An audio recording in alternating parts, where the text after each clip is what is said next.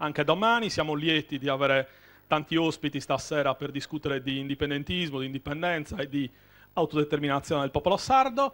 E vi ringrazio ancora per essere qua. Do la parola a Roberto Petretto, che modererà il dibattito, giornalista della Nuova Sardegna. Grazie a tutti.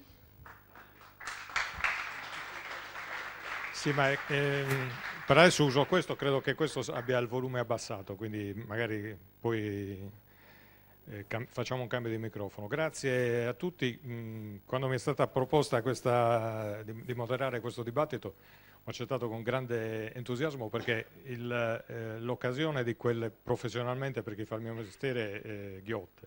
Insomma, avere qua tutti questi personaggi che rappresentano il mondo dell'indipendentismo in Sardegna è per voi motivo di interesse e di curiosità, ma anche per chi fa il mio mestiere, insomma, è un'occasione da non perdere, ed esserci dal di dentro, insomma, è ancora più interessante. Vi presento gli ospiti che daranno vita a questo dibattito. Io mi limiterò soltanto a fare un po' il vigile urbano, insomma, a dirigere il traffico, e raccomando a tutti di limitare gli interventi, insomma, a pochi minuti, in modo da poter dare a tutti la possibilità di intervenire e di sviluppare il tema, che appunto è quello delle prospettive dell'indipendentismo e delle strategie, delle strade da percorrere per arrivare all'obiettivo. Ci saranno varie posizioni, comunque le vedremo durante questo dibattito. Quindi cominciamo dal padrone di casa, Gianluca Collu, segretario di Progress. Siamo in attesa di avere altri ospiti, comunque vi presento soltanto ovviamente quelli presenti: Gianfranco Sollai di Gentes, Francisco Sedda chiedo scusa, inforco gli occhiali, PDS Partito dei Sardi, Simone Maulo di IRS, Simone Frau di Fronte Indipendentista Unido, Gigi Sanna Movimento Zona Franca, Claudio Zunchedu Sardegna Libera, Bustiano Composto Sardegna Nazione. Quindi nell'intento degli organizzatori c'era appunto quello di vedere lo stato dell'arte del dibattito su questo tema in Sardegna. Comincerei da Gianfranco Sollai per appunto dire la posizione del proprio movimento nella prospettiva, forse è meglio che mi sposti, nella prospettiva delle strade da percorrere verso l'indipendentismo. Microfono.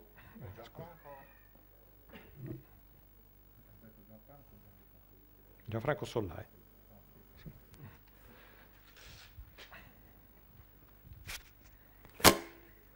Come vi ha detto il presentatore, io sono rappresentante di Gentes.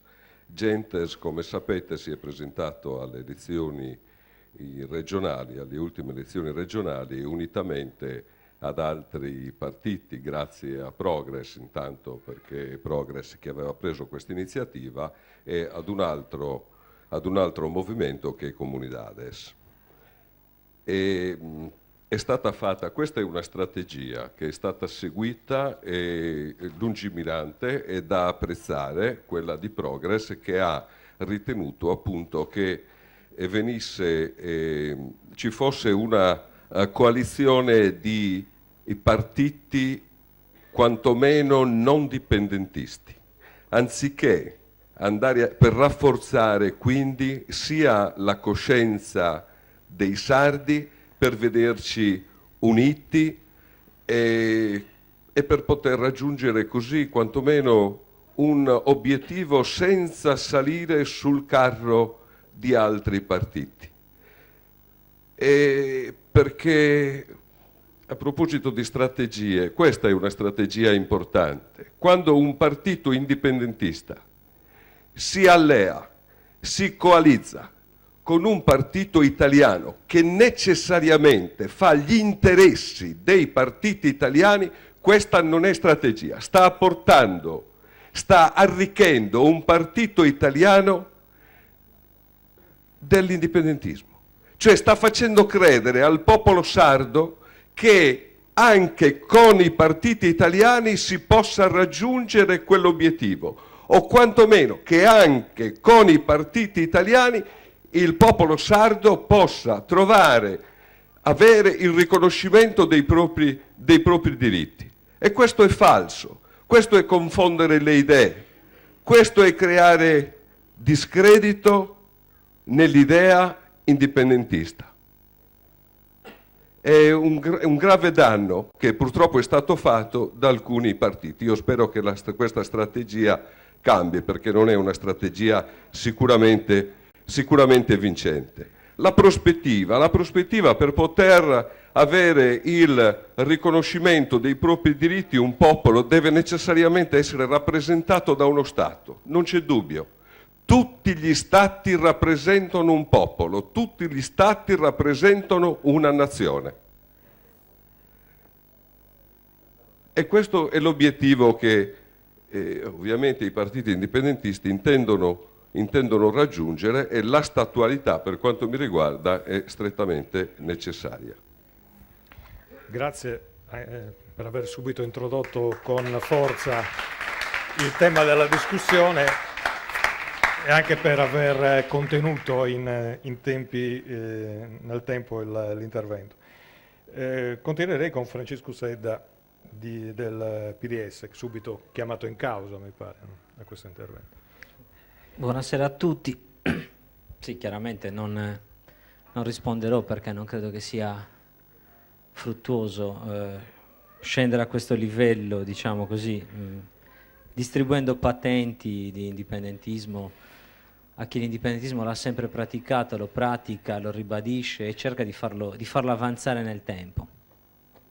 Mi sembra che tra l'altro sia semplicemente possiamo dire, il senso della verità rispetto alla storia dell'uomo che dimostri che l'indipendentismo si fa attraverso molteplici vie, si fa ognuno rispondendo alla propria coscienza e ai propri risultati, chiaramente, perché si può fare un ottimo discorso ed essere perdenti, e invece fare magari discorsi che piacciono di meno e fare comunque avanzare la costruzione di quello Stato, di quella Repubblica di Sardegna che vogliamo.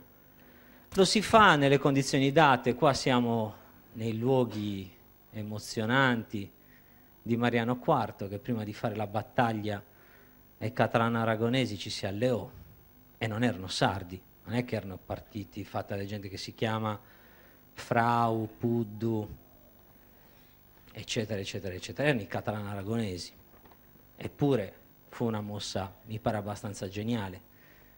E è stato il tempo a dimostrare chi aveva ragione, chi era indipendentista, chi soprattutto aveva un senso della costruzione dello Stato e chi no. Ma chiaramente io non sono qui a perorare la mia causa, anche perché purtroppo siamo una platea di persone già convinte, ed è la cosa più triste parlare davanti a platee già convinte, perché non rimane da convincere nessuno, per cui c'è anche poco, come possiamo dire, poco margine. Io credo che c'è una storia che è iniziata sicuramente con l'esperienza di IRS, in cui ci siamo sempre lasciati liberi le mani di valutare diverse possibilità. Per esempio c'era, quando abbiamo creato IRS nel 2002-2003, c'era l'idea che i partiti indipendentisti non dovessero partecipare alle elezioni statali dello Stato italiano. Noi abbiamo detto: perché dobbiamo precludercelo a priori? Una volta ci siamo candidati, un'altra volta non ci siamo candidati. Così con il tema delle alleanze. Ci siamo detti: l'importante è costruire un indipendentismo che ha le idee chiare e che dunque davanti a qualunque situazione non mette in dubbio se stesso, non mette in dubbio la propria meta, perché poi è questo quello che conta. Abbiamo visto grandi partiti che avevano magari il 15%, non c'è Giovanni Columbu, chiaramente riferimento al PISDAZ, 15% in alleanza, fondamenta fragili, 5 anni scomparsi. Conosciamo altri partiti, magari non in Sardegna ma in altre esperienze europee, arrivati con numeri ben più piccoli, in alleanza con partiti anti-indipendentisti, dopo 10-15 anni quel lavoro di governo li ha portati come Schiera Repubblicana ad essere il motore dell'indipendenza. Dunque non vuol dire nulla, stiamo parlando di cose, diciamo così, molto di un'ideologia, di un ideologismo direi, anzi neanche di ideologia. E dicevo con IRS, scusa Simone se ti rubo il ruolo, ma qualcosa di quella storia la so, andammo a trattare nel 2009 con Renato Soro per un'alleanza, i cui contenuti poi sono di fatto quelli che abbiamo pattato con Pigliaru più o meno, e penso che se solo in quel momento fosse stato aperto sul tema della sovranità, forse l'Assemblea l'avrebbe anche accettata quell'alleanza. Non era d'accordo e non abbiamo fatto l'alleanza, punto, molto laicamente.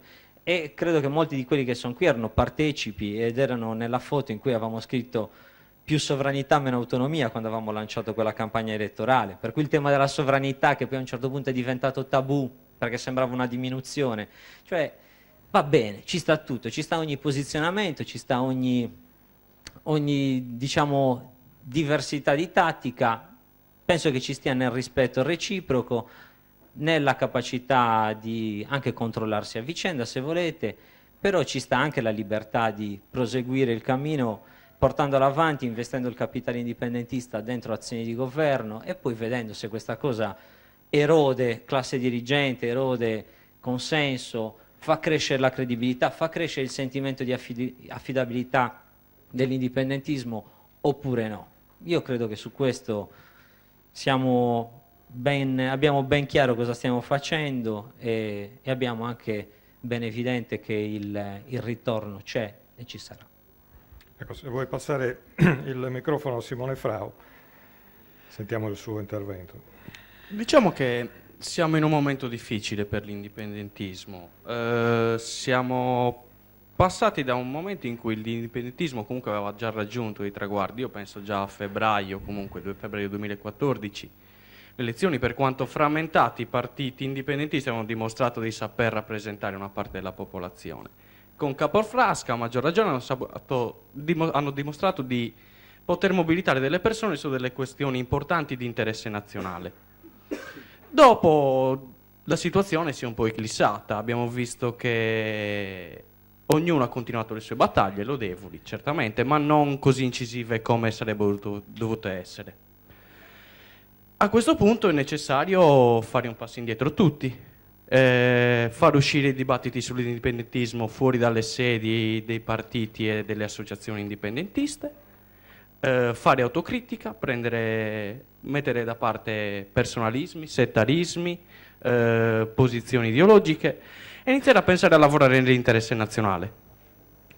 Lavorare nell'interesse nazionale non vuol dire che da ora in poi saremo tutti amici o che da ora in poi tutto va bene e le cose andranno bene. Vuol dire concentrarsi su dei punti specifici per la Sardegna e per i sardi in modo tale che si possa creare un'alternativa seria. Perché mettiamocelo bene in testa, per quanto noi possiamo fare buona politica, non sarà mai efficace, non riusciremo mai a prendere lo spazio politico di partiti come PD o Movimento 5 Stelle. Se noi iniziamo a pensare, a ragionare nell'ottica dell'interesse per la Sardegna, onestamente, con delle regole, ci stabiliamo dei punti di lavoro, possiamo iniziare a ragionare sul serio e creare questo polo alternativo, altrimenti ognuno continua sulla sua strada. Abbiamo visto che l'idea di andare con partiti italiani si è rivelata infruttuosa, possiamo dirlo, sì. A questo punto l'unica soluzione cos'è? Impegniamoci noi, riapriamo alla società civile e dimostriamo che l'indipendentismo non si fa solo a parole, ma si fa sul concreto. Cominciano a venire fuori delinearsi dei temi che magari svilupperemo nel prossimo giro di interventi. E ora chiederei a Bustiano Composto di dire la sua su questi aspetti. Allora, io parto dai due constatazioni. ma è che oggi la nazione sarda è stata consapevole dell'appartenenza a un'unica entità nazionale. Ma anche sul periodo della rivoluzione angioiana, in nessun periodo della storia sua ha capito una consapevolezza che ha oggi. In parte lo danno pure Soldato, che ultimamente ha pubblicato l'Unione Sarda, che non vedete addirittura prima del catalano, prima del basco, prima, insomma, non hanno a essere poi più dato che danno la certezza, ma comunque sono sempre un dato da piccare in considerazione. L'ignorare che renare è speso dello piccare invece pro Vangelo, cioè soldato il bisogno. Qual è il suo problema? Sì, è vero questo presupposto che renare che sul popolo nostro, la nazione sarda, è esplosa da innanti di noi. Cioè, è esplosa da innanti di noi che siamo sintesi politica nascita da questa cultura politica che è di questa nazione. In questa nazione va due culture politiche in condierra, il suo stesso territorio e la stessa nazione. Una è la cultura politica primigenia della quale noi siamo il fizzoso e una è la cultura politica dell'ultimo conquistatore del quale noi siamo il nemico. Ed è pure certo che la cultura politica dell'ultimo conquistatore è facenne de tutto, cioè d'onzi azione chiacchiete, è finalizzata a far che risparire la cultura politica primigenia e quindi viene a sintesi politica che da essa sono nascite. Noi siamo nasciti, che questa nazione l'ha cherfito. Non è che è nascita Italia dei Valori che questa nazione l'ha cherfita, oppure Fratelli d'Italia. Noi eravamo sicchi da dormire, sono tranquillo, se non è nascita Fratelli d'Italia, se non è nascito il Tennisco, Italia dei Valori che l'ha già citato, ma un qualsiasi altro partito de stranzo che viene da ora. Noi esistiamo oggi che renare che questa nazione non sa cherfito, cioè che noi stiamo interpretando sul cherfito collettivo di questa nazione. Però che renare che sia oggi non siamo riusciti a che tirano in sardo a pareggiare il debito che abbiamo verso questa nazione, che badate, noi verso questa nazione abbiamo su debito dell'indipendenza. Noi siamo nasciti da questa nazione che era indipendenza, che era esistere in canto tale in suo mondo, in Europa e in qualsiasi altro luogo. Noi non siamo rivelato insufficienti che non siamo riusciti a dare una risposta. E è inutile che andiamo a cercare la colpa, non serve a nulla. Dobbiamo invece cercare in un bel sbaglio collettivo. Cioè se il sbaglio singolo, ma serve solo a non dare, no, tu devi fare che goi, non devi fare che scusa, eccetera, eccetera. No, l'analisi è fatta in termini macroscopico, di cultura politica generale, intendo per cultura politica dessa nazione, e che non è una nazione chiaramente bisogna riferire a questa nazione mea, sapete, è si stato. Cioè che in questa guerra di dinamica esterna va due entità che si sono confrontando cada dia.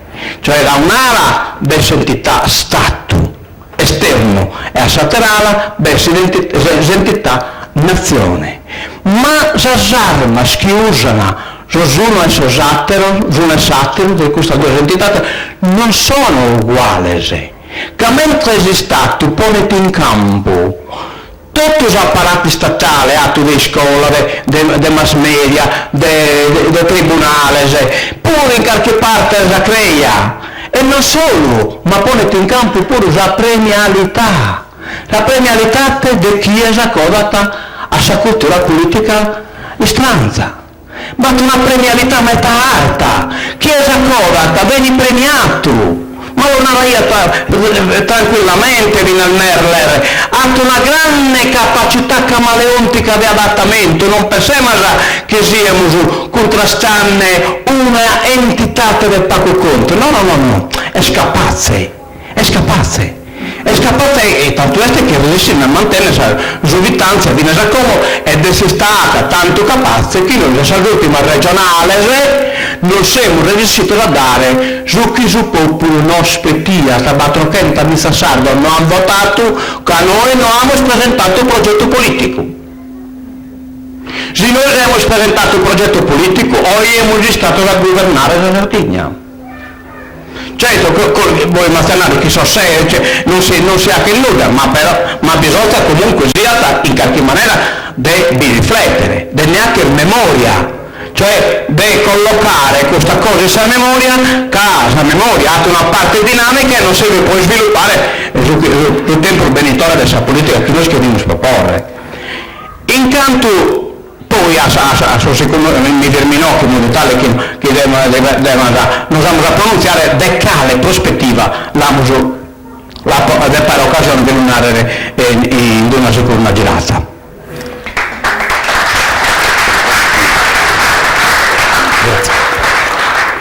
Gigi Sanna, prego. Scusate se per rispettare il tema bisogna un pochino che conosciate quello che noi abbiamo fatto, perché una campagna elettorale insegna moltissimo. Io ho avuto l'onore di capeggiare questo movimento Zona Franca e uno potrebbe dire il movimento è di tipo economico, se non che ho detto ai zonafranchisti quando hanno scelto che io li in qualche maniera li rappresentassi, bisognava cambiare l'atteggiamento tipicamente economico. Io ho detto badate che se si vuole andare avanti bisogna che esso sia accompagnato dalla politica, e direi dalla politica a 360 gradi. Una politica che naturalmente dovesse andare, scusate qui devo dire andare anche per quello che era la mia personalità, perché ho detto loro fin dall'inizio, sapete, è bello essere acclamati, è bello essere fratelli, è bello tutto, però bisogna anche cercare di prevedere quello che succede dopo. E ho detto, attenzione che la nostra battaglia politica per tutti i lacci e laccioli che ci hanno messo inizierà subito dopo le elezioni, perché si prevedeva quello che sarebbe successo, che eravamo noi, il movimento Zona Franca si era scisso, eccetera, eccetera. Però ho fatto sì che gli stessi zonafranchisti sperimentassero sulla loro pelle qualcosa di molto importante che riguarda tutti quanti noi: la violenza. L'hanno toccata, siamo riusciti per un pelo ad essere nella gara, chiamiamola così, tra virgolette.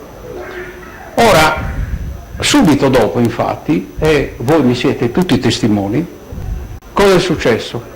Abbiamo detto, attenzione, che la violenza è quella che non consente ai sardi e non consente a noi, non consente ai zonafranchisti, non consente a tutti di poter andare d'accordo.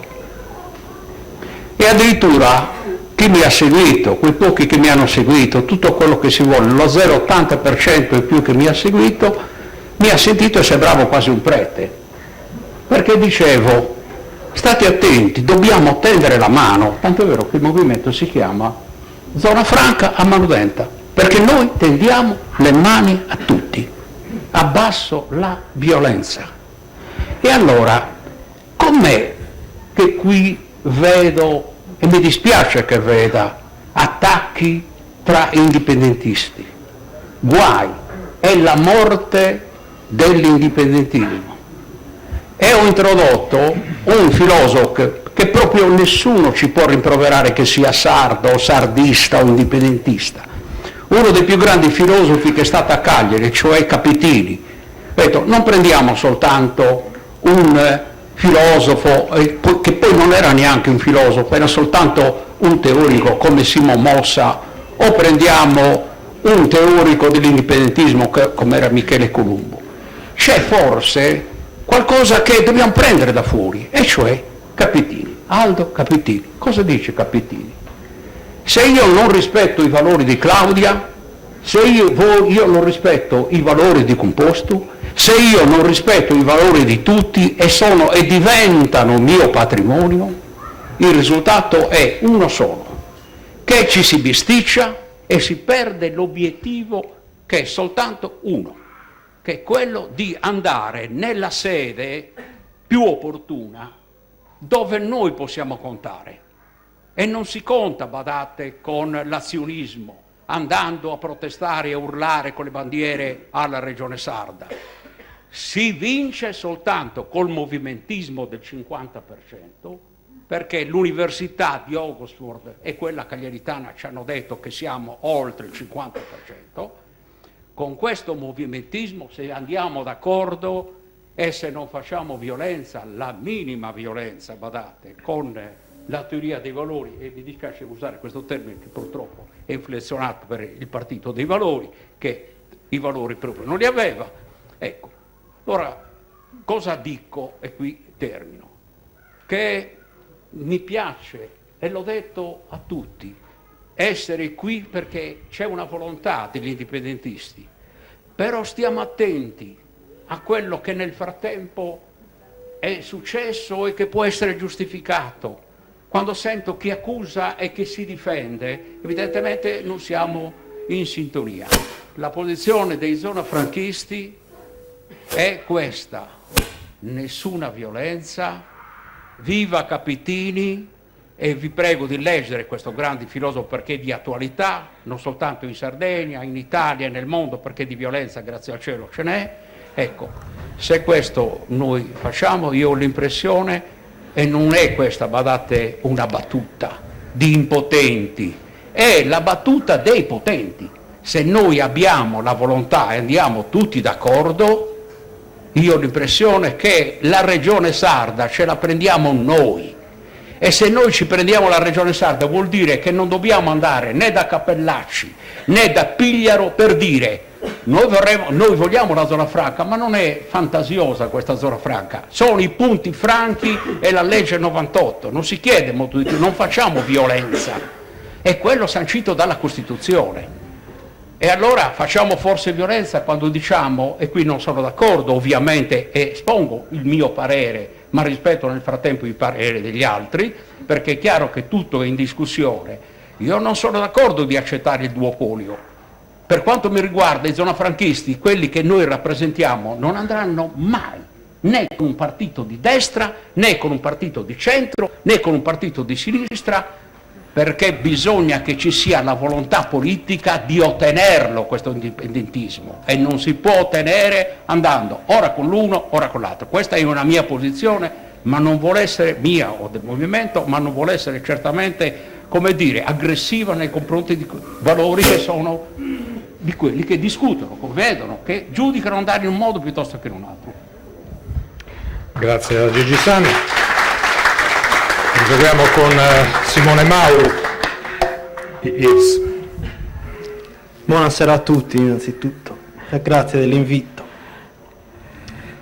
Ma un po' mi è venuta una sensazione strana quando siamo arrivati, perché mi sembra di essere in un'assemblea di IRS degli inizi, no? Che abbiamo rotto e che adesso siamo qui a cercare di capire cosa si può fare, no? Penso che oggi, probabilmente se non avessimo fatto alcuni errori, oggi IRS sarebbe stato probabilmente il movimento indipendentista più forte in Sardegna, ma siccome siamo umani e sbagliamo, non è così. Però c'è un dato: quando 10 anni fa, quando è nato IRS, probabilmente in Sardegna c'erano 3 movimenti indipendentisti. Oggi ci sono almeno 7 o 10 movimenti indipendentisti, se non di più. Oggi nasce chiunque è indipendentista, nasce un gruppo su Facebook di 4 persone che sono indipendentiste e vogliono fare un nuovo partito indipendentista. Quindi da un certo punto di vista un obiettivo l'abbiamo ottenuto, cioè che è quello di aver sdoganato il termine indipendenza e che oggi fa parte del lessico politico dove tutti parlano di indipendenza. Quindi quello che mi chiedo io è: chi sono oggi gli indipendentisti? Cosa vuol dire essere indipendentisti? Perché il dramma degli indipendentisti è sempre stato che sì, facevamo tante lotte senza dubbio giustissime, spesso su disastri che lo Stato italiano praticava e pratica in Sardegna, ma non abbiamo, probabilmente siamo stati carenti non abbiamo dato una visione di società. Dov'è che l'indipendentismo va a vincere in Europa e nel mondo? Quando la lotta all'indipendenza viene affiancata a una lotta sociale. E oggi sta nascendo indipendentisti razzisti, indipendentisti di destra, indipendentisti di sinistra, indipendentisti che credono in una crescita collettiva, in un mondo più giusto, in una giustizia sociale, che vedono la terra come un bene collettivo e non come una merce da mettere sul mercato. Questo può definirsi un indipendentismo di una nuova sinistra, che non è il PD, che non è più sinistra, ma è una nuova sinistra, perché non dobbiamo dimenticarci che la Sardegna è nel mondo. Non è che siamo a parte, siamo nel mondo, e nel mondo si sta sviluppando questo filone di pensiero dall'America Latina ai Paesi Baschi, dove è nato Bildu, che è una unione di indipendentisti di sinistra, dove in Catalogna è nato Junts pel Sí, che è un'unione di indipendentisti di sinistra, e hanno vinto, no? Però Junts pel Sí ci insegna e ci dà una prospettiva. Oggi in Sardegna quindi c'è un indipendentismo di sinistra, e poi sta nascendo un indipendentismo di destra, cioè che non crede nella crescita collettiva ma crede nella crescita dell'individuo, che vede la terra come una cosa, come una merce, da violentare, costruendo inceneritori e quant'altro. Noi non ci collochiamo lì, noi abbiamo un'altra visione di mondo, di vita, di rapporti umani, di rapporti sociali, di rapporto con la terra, che è ben distante da quel tipo di indipendentismo razzista, fascista e di destra. Quindi come facciamo a unirci? E non è che non vogliamo l'unione degli indipendentisti. L'indipendenza non vuol dire niente, è un termine vuoto se non lo riempi di contenuti sociali, politici. Sì, siamo tutti per la libertà, va bene, ma come? Io una nazione, una Repubblica di Sardegna, con un sistema clientelare uguale, identico a quello che ha prodotto il Magna Magna italiano, non lo vorrei, non cambierebbe niente. Quindi vorrei un altro tipo di società, io sogno un altro tipo di Sardegna, che non è sicuramente quella.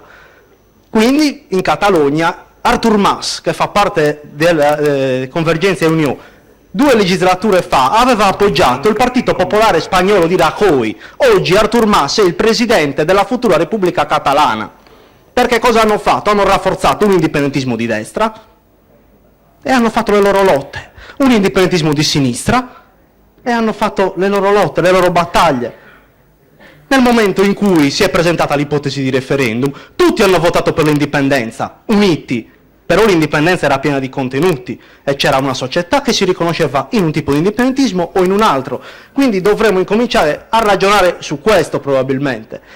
E per ragionare bisogna smetterla di fare favori allo Stato italiano.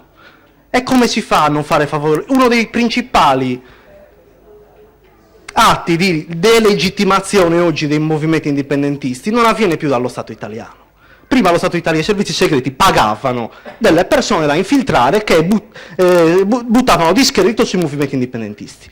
Oggi, in Sardegna, i più pezzenti, miserabili, che si attaccano e si insultano tra di loro sono gli indipendentisti. Cioè noi in questo modo non stiamo facendo altro che far risparmiare un sacco di soldi allo Stato, perché quello che prima facevano i servizi segreti pagati lo facciamo noi. Cioè basta aprire Facebook ogni mattina e gente che io vedo qui seduta mi insulta, ma non solo a me, a tutti.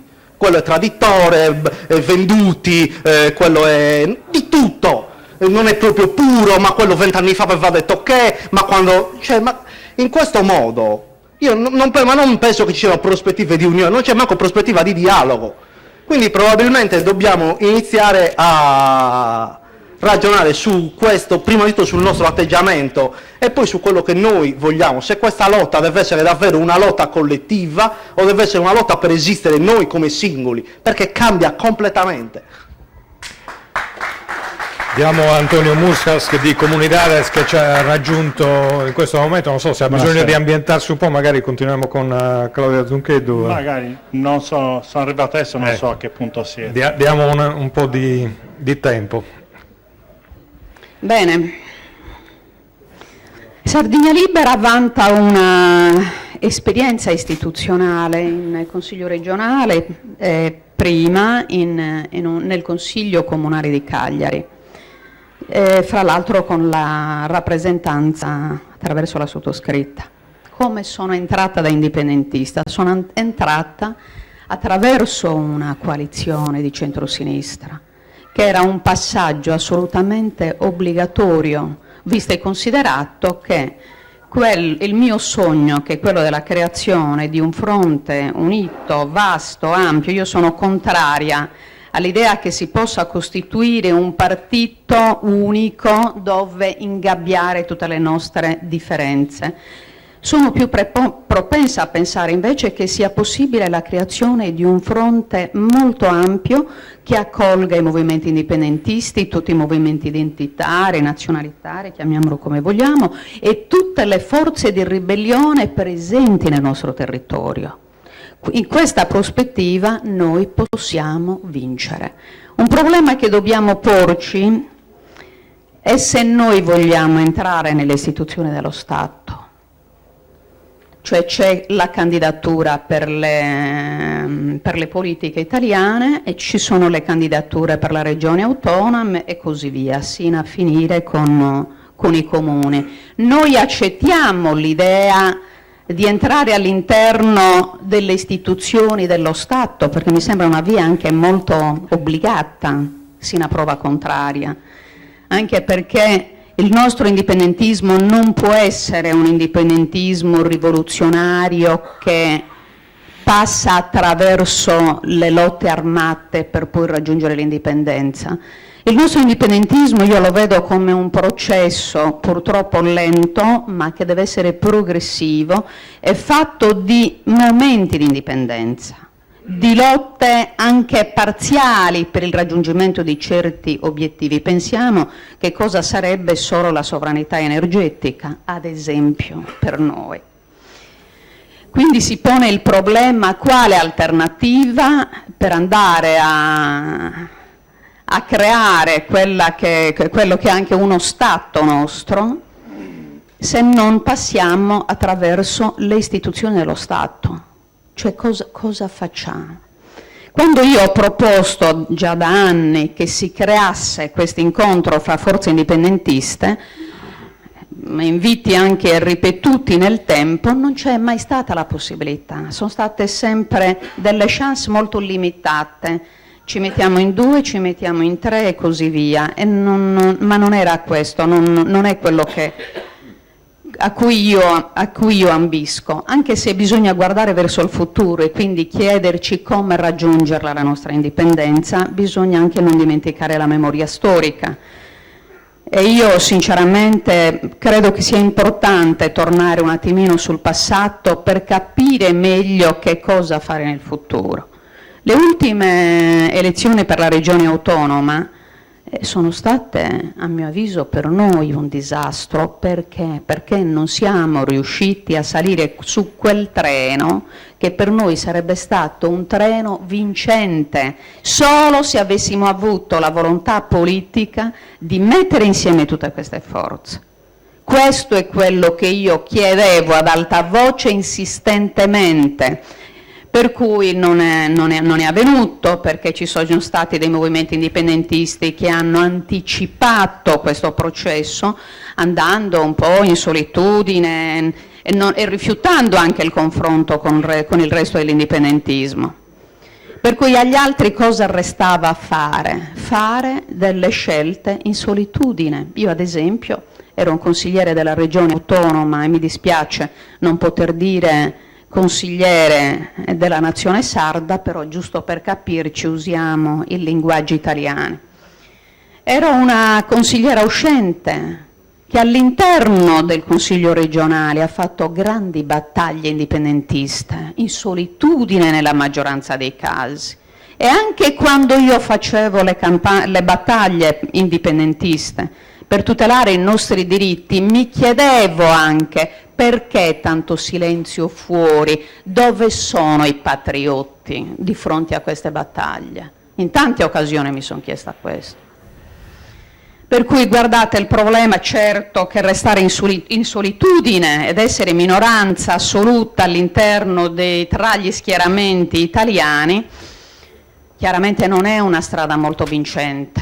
Hai delle piccole vittorie, che sono anche grandi, però già l'idea di riuscire a modificare quello che è il linguaggio, perché nella massima assemblea dei sardi non c'era più il concetto di nazione, non esisteva il concetto di popolo sardo, e quando si parlava di Stato come se fosse un dato acquisito il fatto che lo Stato italiano fosse anche il nostro. Col tempo, nell'arco di 5 anni, all'interno della massima assemblea dei sardi, devo dire che è cambiato anche il linguaggio. Ritrovarmi un consigliere che adesso non è stato rieletto, del PD, che parlava di nazione sarda nei suoi interventi, mi colpiva. Quindi piccoli segnali ci sono assolutamente stati. Io dovevo portare avanti le mie vecchie battaglie, concluderle. Nessuno sa, o in pochi sanno, che c'è stato un consigliere che è riuscito a trascinare di fronte a un tribunale una branca del governo italiano, che era la storia del Giotto alla Maddalena, e quel consigliere ero io. È poco questo. È stato insignificante il fatto che io sia riuscita a far togliere il segreto di Stato sui lavori della Maddalena. Io dico che sono state grandi battaglie e che avrebbero meritato un sostegno più forte da parte del mondo indipendentista innanzitutto. Oggi noi ci chiediamo, e siamo qui, io sono gradevolmente accomodata in questa bellissima assemblea, per confrontarci e dire finalmente dove vogliamo andare, smetterla anche di criminalizzare quello, di criminalizzare quell'altro, perché prima qualcuno ne ha parlato, no? Che lo Stato prima dotava il sistema del complotto, per ammazzarci doveva inventarsi un complotto, poi il piede pesante dello Stato schiacciava la testa alla Sardegna, poi no, ha trovato altri sistemi più sofisticati, anche molto idioti, devo dire, qualche volta, come il fenomeno del cannibalismo, io lo chiamo così, il fenomeno del cannibalismo che si pratica all'interno del nostro mondo. Lo Stato non deve più neanche scomodarsi, ci distruggiamo da soli. Grazie. Antonio Muscas di Comunidades. La domanda. No, la domanda, non c'è una domanda, abbiamo introdotto il tema del percorso verso l'obiettivo dell'indipendentismo o l'obiettivo di ogni singolo movimento che partecipa a questa assemblea. Più che altro è una sorta di partenza sulla quale poi agganciare il proseguo del discorso. Va bene. Premetto che non sono indipendentista, non sono neanche contrario all'indipendentismo. Ritengo che in una condizione come quella attuale ci sia da muoversi sicuramente verso un federalismo europeo, in quanto noi ci troviamo ad affrontare dei problemi di vario livello, e quando dobbiamo trattare con problemi di carattere globale abbiamo bisogno di soluzioni di carattere globale. Per cui è necessario che la Sardegna, la comunità sarda, il popolo sardo, guardi all'unione con le altre comunità, inteso in questo senso, dove si possono affrontare problemi di carattere generale tutti quanti assieme, riconoscendo le proprie identità. Io quindi sono per il diritto dei popoli, il diritto di decidere dei popoli.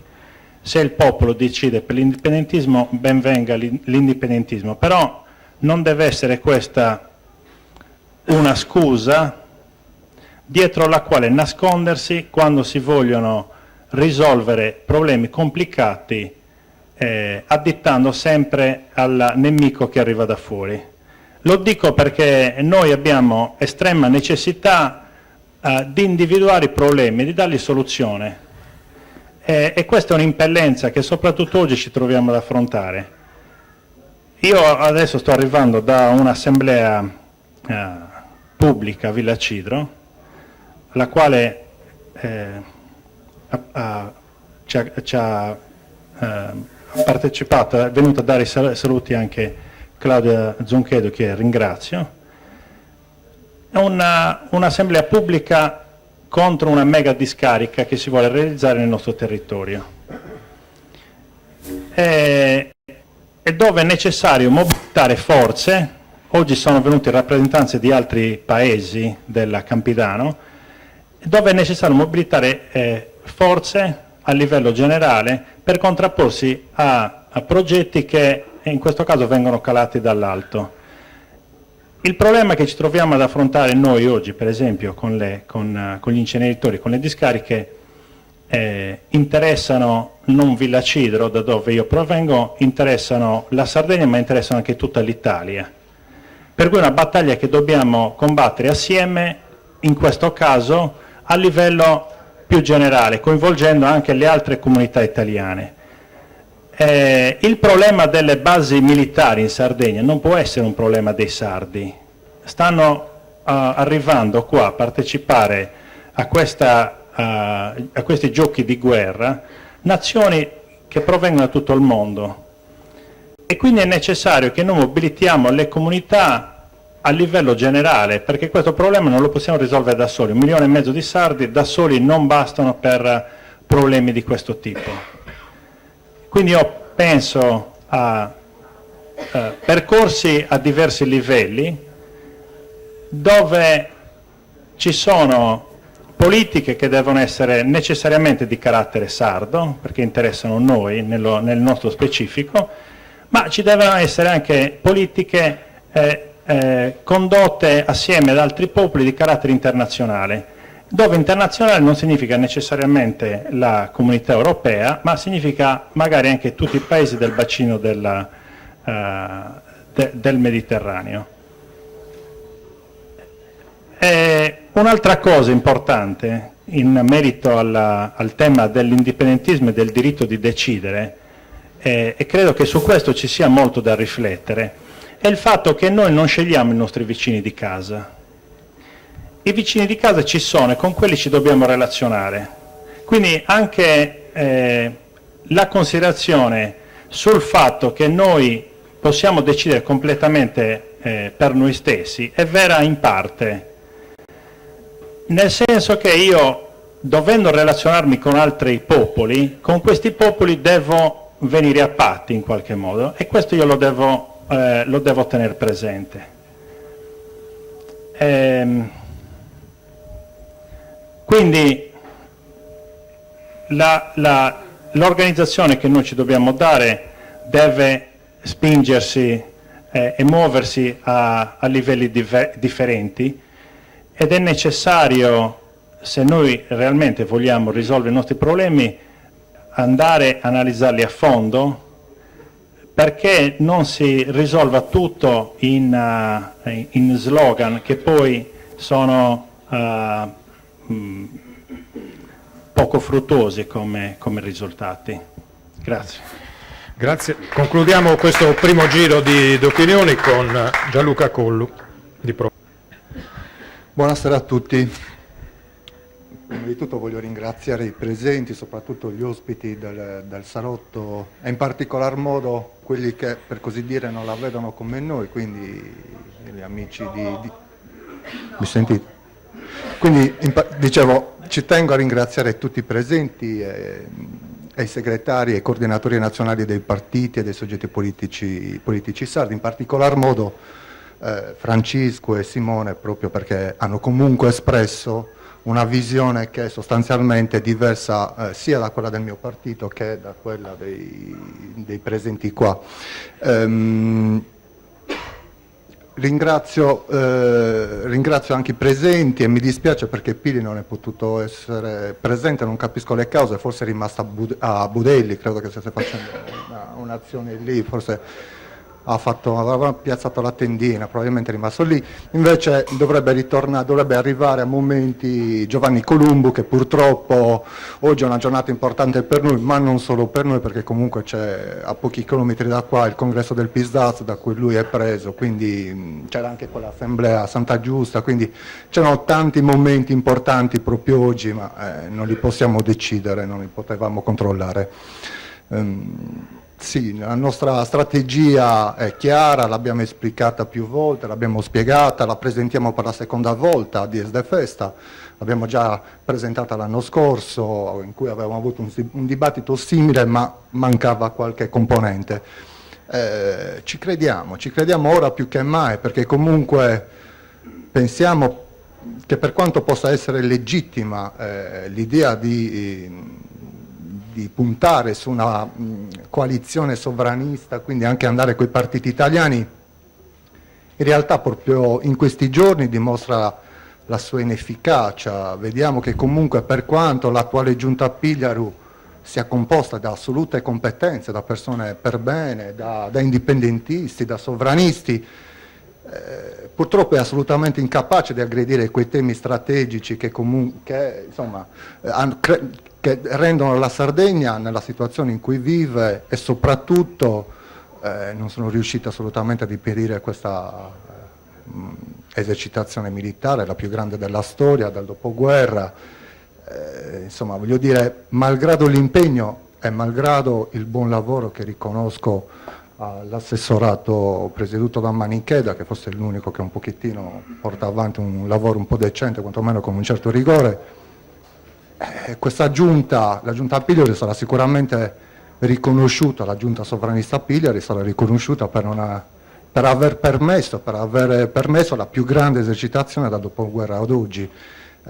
Segno evidente che forse bisogna realmente cercare un'alternativa al duopolio di potere italiano, e se ci mettiamo qua a guardare i voti che abbiamo preso anche nelle ultime elezioni, io dico che il campo su cui investire c'è il potenziale, c'è tanto da fare, però se contiamo proprio i voti vediamo che non è solo un'aspirazione, non è solo una suggestione, ma è qualcosa di concreto, è qualcosa su cui potremo veramente ribaltare le sorti dell'isola.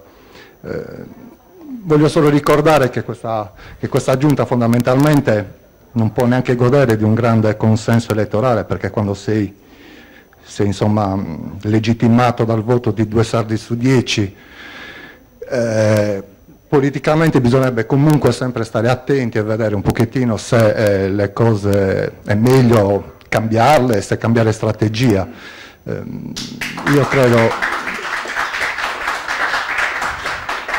Quindi il discorso l'abbiamo già iniziato, l'abbiamo già detto anche l'anno scorso, l'abbiamo iniziato, accennato, lo stiamo portando avanti. Questa assemblea, questo talk, questo dibattito vuole essere non solo per gli indipendentisti, a cui, come dice giustamente Francesco, non dobbiamo convincerli di diventare tali, ma anche per chi è venuto magari a DSD Festa, si vuole fare un'idea e magari dargli quella speranza per cui l'indipendentismo unito ha il dovere e l'obbligo politico e morale di destrutturare i partiti italiani, di destrutturare questi duopolio di potere che di fatto bloccano la Sardegna.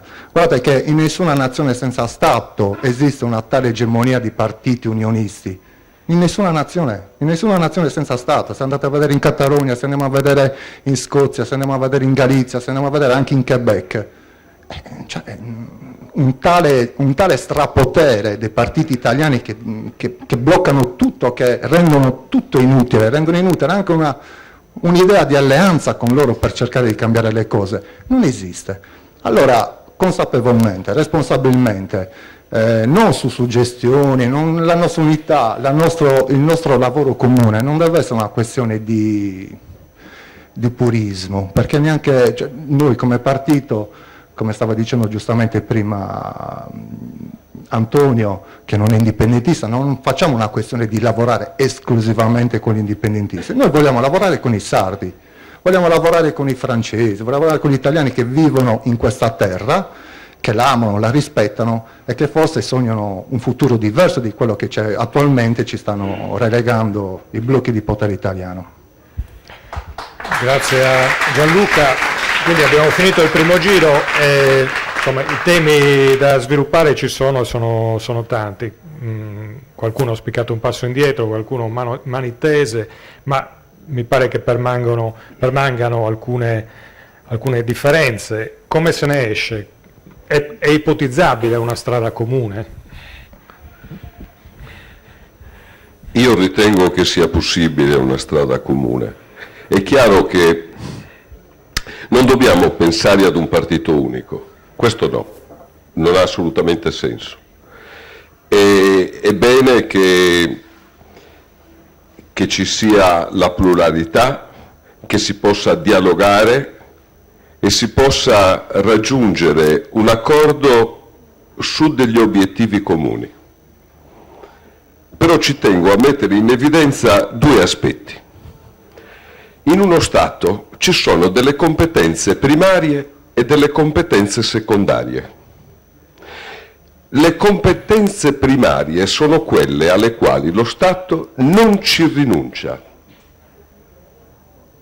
perché rappresentano gli interessi del popolo per il quale lo Stato è nato, l'ente statuale è nato. Faccio degli esempi. Uno Stato non rinuncerà mai alla lingua.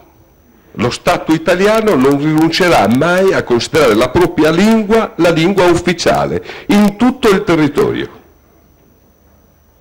Non rinuncerà mai ad avere la sovranità sul territorio.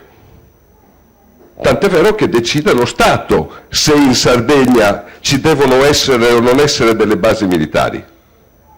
Addirittura con la legge attuale è lo Stato che ha diritto ad avere il risarcimento dei danni che eventualmente si creano all'interno del territorio della Sardegna e non la Regione Sarda.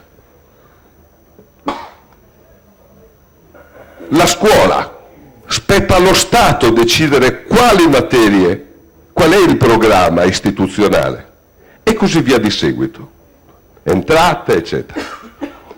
Poi ci sono delle materie che sono secondarie, che lo Stato se ne disfa a denti stretti, ma si riesce ogni tanto ad avere qualche briciola. E allora, se è nostra intenzione riuscire ad avere delle briciole, per quanto mi riguarda va bene anche l'alleanza con i partiti italiani, se si intendono ottenere briciole. Io non voglio briciole. Se invece intendiamo ottenere le competenze primarie, ricordiamoci che lo Stato non ci rinuncerà mai. E chi è che rappresenta lo Stato? Chi governa? E con chi si governa? Con i partiti. Sono i partiti che perseguono l'interesse di uno Stato. E se noi, io ritorno al discorso di prima, se noi ci alleiamo con quei partiti che perseguono gli interessi primari dello Stato, noi stiamo dando da un lato lustro a quei partiti perché creiamo nella gente la convinzione che si possano ottenere competenze primarie, quindi che la Regione possa ottenere, che la Sardegna possa ottenere competenze primarie anche attraverso quei partiti, quando sostanzialmente si dice io mi sono alleato con quel partito perché c'è stata un'intesa sui programmi. Ci hanno detto che ci fanno ottenere alcune cose, quindi in certe materie, insomma, c'è un po' di flessibilità. Ma stiamo parlando di briciole, non stiamo parlando delle cose importanti. Allora, se i partiti indipendentisti vogliono uno Stato che rappresenti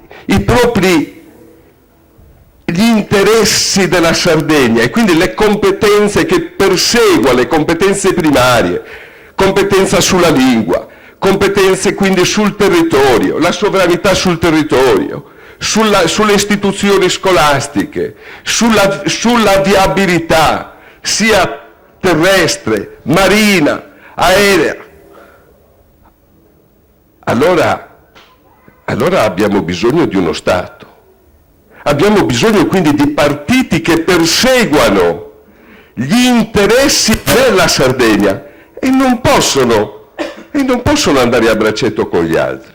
Per andare a braccetto con gli altri vuol dire che si vuole raggiungere un'autonomia spicciola, sì, avere qualche competenza in più, ma sono materie secondarie, non materie primarie. Voi pensate che non è possibile scrivere sui prodotti, su ciò che noi produciamo, che ne so, faccio l'esempio dell'olio, olio di Sardegna. Noi non possiamo scriverci fatto in Sardegna, made in Sardegna, 100% sardo, non possiamo scriverlo.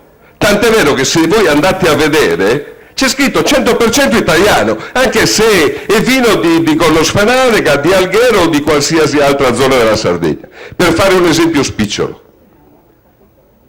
Quindi ecco che il dibattito, caro Gigi, questo è un dibattito, è importante il confronto. Dobbiamo dircele queste cose, dobbiamo dircele perché serve perché intanto si possa trovare un'intesa tra di noi ed è importante anche per affinare la strategia politica. Anzi, ben vengano queste occasioni di confronto e ben vengano anche le critiche, perché sono critiche costruttive. E mi fa molto piacere che questo sia stato organizzato da Progress e spero che ci siano tante altre occasioni.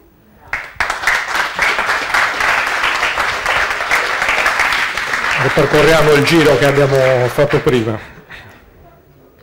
Tema libero. No, lo sviluppo di quello che abbiamo detto prima, cioè come si esce dalle divisioni, dalle diversità, chiamiamole così, che sono emerse anche oggi. Tanto credo che non bisogna mai drammatizzare il quadro e lasciarsi andare alla mancanza di rispetto delle scelte altrui.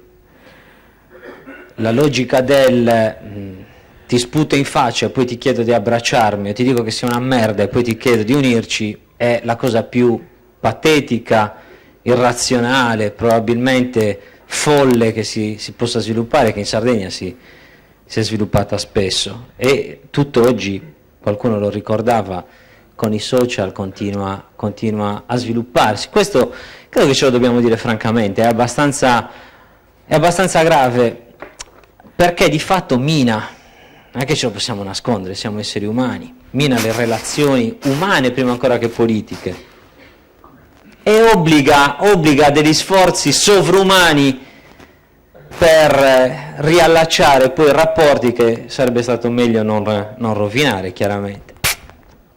Per cui anche semplicemente una certa dose di autocontrollo, una certa dose di rispetto, una certa dose di capacità di discriminare nelle scelte degli altri, di dare il vantaggio della buona fede, oppure semplicemente di farsi il proprio di lavoro e misurare i propri di risultati, non contare i risultati degli altri, guardare i propri e vedere se magari ti sei mosso e hai portato più gente, se hai conquistato più consensi all'indipendentismo, se hai sviluppato più progetti che diventano socialmente condivisi, se tu sei riuscito a fare quello che dici di fare, perché a fare i conti in tasca agli altri è abbastanza semplice, è a farli a se stessi che risulta un pochino più difficile. Per cui io dico questo,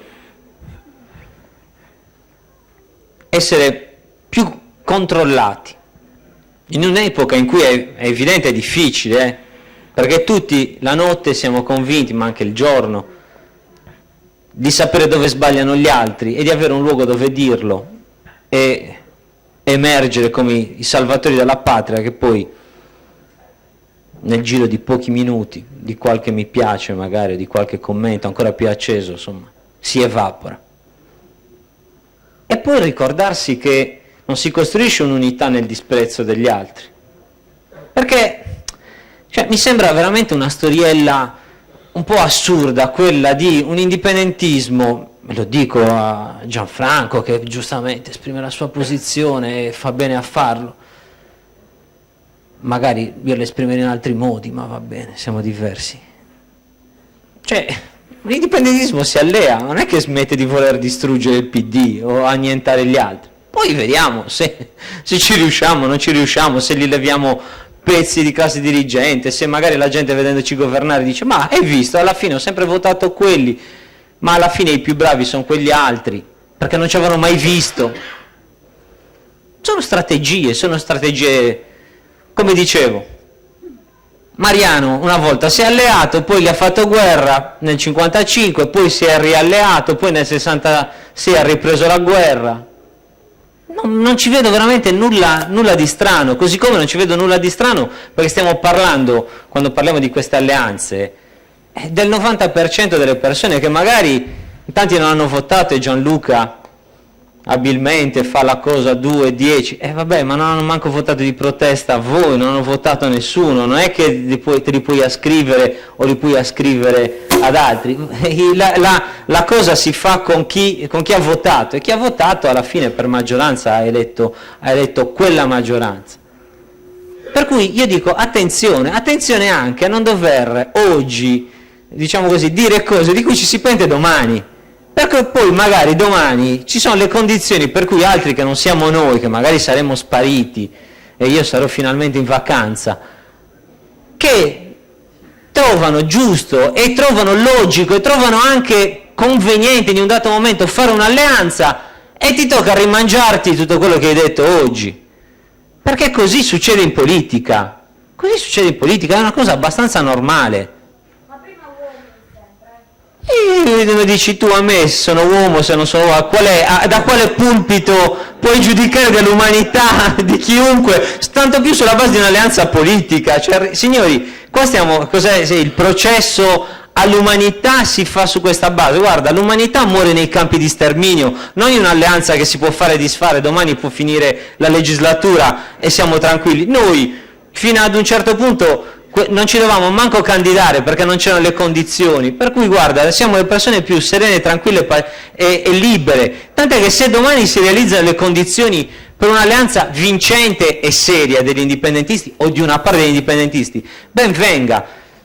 Tra l'altro non voglio entrare nei dettagli, ma con Claudia, con Bustianu, con Gavino, abbiamo provato anche in questo giro, anche con il Rossomori, a costruire una lista unitaria. Non ci siamo riusciti, va bene, ci sono motivazioni su cui potremmo perdere la nottata a parlare, ma in questo momento sono anche poco interessanti. C'erano visioni diverse, ma scusate, Progress si allea con un partito, Comunidades e Gentes che non sono indipendentisti. Beh, per me è un problema. No, è una strategia, vincente, perdente, ognuno scelga, faccia le sue valutazioni, a volte si riesce a dire che le strategie sono vincenti anche quando sono perdenti, per cui va benissimo. Chi sono io per giudicare?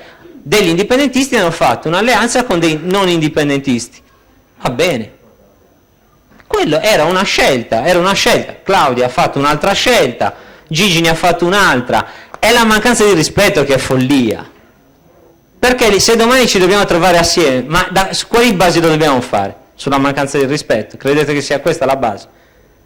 O pensate tra l'altro che l'indipendenza si faccia tutta in una volta in una legislatura, cioè quando ci saremo noi indipendentisti puri o soli? Perché io vorrei governare da solo, il Partito dei Sardi vorrebbe avere la maggioranza dei seggi e governare da solo. Ma se io arrivo e non abbiamo ancora fatto nulla, non la facciamo l'indipendenza in una legislatura. Ok? Allora, concludo. Secondo me bisogna avere un minimo di autodisciplina e di autocontrollo. Questo è un consiglio, chiaramente. Io cerco di praticarlo, infatti quasi mai polemizzo con altri su internet o in altri luoghi. Punto secondo, secondo me bisogna dare esempi di unità. Quando a un certo punto abbiamo deciso di unirci con Paolo Maninchedda, chiaramente la cosa non era né scontata né semplice, e non è che tutte le persone che conoscevano me o tutte le persone che conoscevano Paolo fossero necessariamente contenti. Lo abbiamo fatto e oggi abbiamo uno in meno da far parlare al tavolo. Allora, anche qui, perché non si creano delle sintesi? Il prossimo giro, invece di essere, quanti siamo? 10, potremmo essere 5. La volta, accoppiatevi, quello lo sto dicendo. Fate un gesto d'amore, accoppiatevi. Io e Paolo ci siamo accoppiati. È un rapporto, insomma, con gli alti e i bassi, i rapporti ti senti sempre...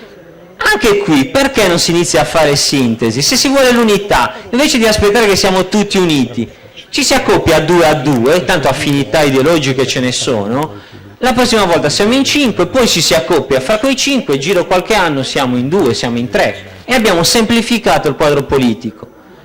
Punto terzo, sulle battaglie, Gianluca ha sollevato una cosa che io speravo fosse al centro del dibattito e invece credo che il dibattito passerà su temi che abbiamo discusso tante volte in astratto, cioè su come fare politiche indipendentiste quando si governa. A maggior ragione come farle quando si governa in una situazione che noi sapevamo essere rischiosa e con cui conviviamo ogni giorno. A me piacerebbe raccontarvi delle battaglie interne, dei colpi bassi, delle tattiche, delle mediazioni anche, perché ci sono anche le mediazioni, per riuscire per esempio ad avere, come è successo, la delibera sull'Agenzia Serra delle Entrate, per portarla adesso in commissione, per realizzarla prima del 1° di gennaio, in modo che il 1° di gennaio sia operativa, e avere, siccome le norme di attuazione sono già state approvate, l'inversione dei flussi che ci dà il modo di incassare i nostri soldi. Credo che questo sia un lavoro che noi lasciamo in eredità. Arriveranno indipendentisti più bravi di noi, quello se lo troveranno già fatto. Ci sarà già una Sardegna che ha già messo in moto un suo sistema di riscossione fiscale e dunque di presa di responsabilità sui nostri soldi. La delibera sull'acqua, per riprendere l'acqua della Sardegna, che dava 60 milioni all'anno di guadagni all'Enel, con la nostra acqua, le nostre dighe. Perché non era mai stata fatta? Perché è vero, lo Stato ha potere, è potente, e fare quella delibera metteva paura. Beh, su quello io riconosco, noi l'abbiamo proposta e il Presidente ha avuto coraggio, l'abbiamo fatta. Oggi quell'acqua è nostra, la lasciamo in eredità, chi verrà dopo governerà meglio e, come si diceva prima, avrà una strategia più ambiziosa di sovranità energetica, ma è iniziata oggi. Chiudo sulla questione delle basi militari, perché anche lì noi abbiamo provato e proviamo ogni giorno a spingere su dei gesti anche simbolici più forti da parte del Presidente. Secondo me qualcuno è stato fatto, ma so che in questa platea saranno sempre pochi rispetto a quello che si vorrebbe e che anche io vorrei. Peraltro quello che vorrei l'ho scritto anche ieri e forse qualcuno l'ha visto. Però dico, perché noi diciamo di essere rappresentanti di un popolo, allora poniamoci la domanda, mettiamoci allo specchio e chiudo davvero. Perché a Porto Rico, dove sono in teoria molto più poveri, c'hanno davanti gli Stati Uniti, cioè una cosa gigantesca, eccetera, quel popolo ha iniziato, il popolo la gente, immagino con il leader a capo, ma forse no, ha iniziato ad invadere ogni giorno le basi, non manifestare fuori, attenzione, cosa importante che si è fatta, che si fa, che tanti di voi tra l'altro promuovono insomma costantemente, ma di entrare dentro e di inceppargli il meccanismo, ovviamente facendosi arrestare, perché noi non lo facciamo? Io per esempio potrei dire, come diceva Gandhi, io non è che invito gli altri a fare quello di cui non ho il coraggio, io per esempio non so se in questo momento mi voglio fare arrestare per quello, magari per altro, però qua siamo tanti, forse alcuni più ardimentosi, almeno sento toni più ardimentosi. Perché non lo si fa? E perché fuori da questa stanza non è capitato qualcuno, o meglio, vabbè, qualcosina si è fatto, qualche denuncia come IRS ce la siamo presa e insomma do merito anche a chi lo faceva in prima persona. Però perché non lo si è fatto con costanza? Perché, per esempio, dategli uno schiaffo morale a Pigliaro, iniziate a invadere quei luoghi e dite vieni anche tu dentro, perché se no stiamo ribaltando la cosa. Dice Pigliaro non lo fa, ma Pigliaro non manca indipendentista, non è che vi aspettate che Pigliaro domani si veste da Gandhi e fa la cosa. Magari io ci sto provando anche a convincerlo, ma non c'è neanche il vostro consenso, perché ricordatevi che se fossimo stati un po' di più lì dentro e fosse stati con noi, forse avremmo fatto anche di più. Grazie per l'intervento, pregherei tutti di una maggiore sintesi perché finiremo questo giro e poi diamo lo spazio un po' agli interventi del pubblico. Simone Frau è stato uno che al primo giro ha fatto un appello a un passo indietro. Qualche timido segnale c'è, ma forse non. C'è qualche timido segnale, logicamente bisogna lavorare all'unità. Ma io sento persone che parlano già di governo, di elezioni, di coalizioni. Non di certo si fanno le unioni e si trovano le convergenze solo 6 mesi prima delle campagne elettorali.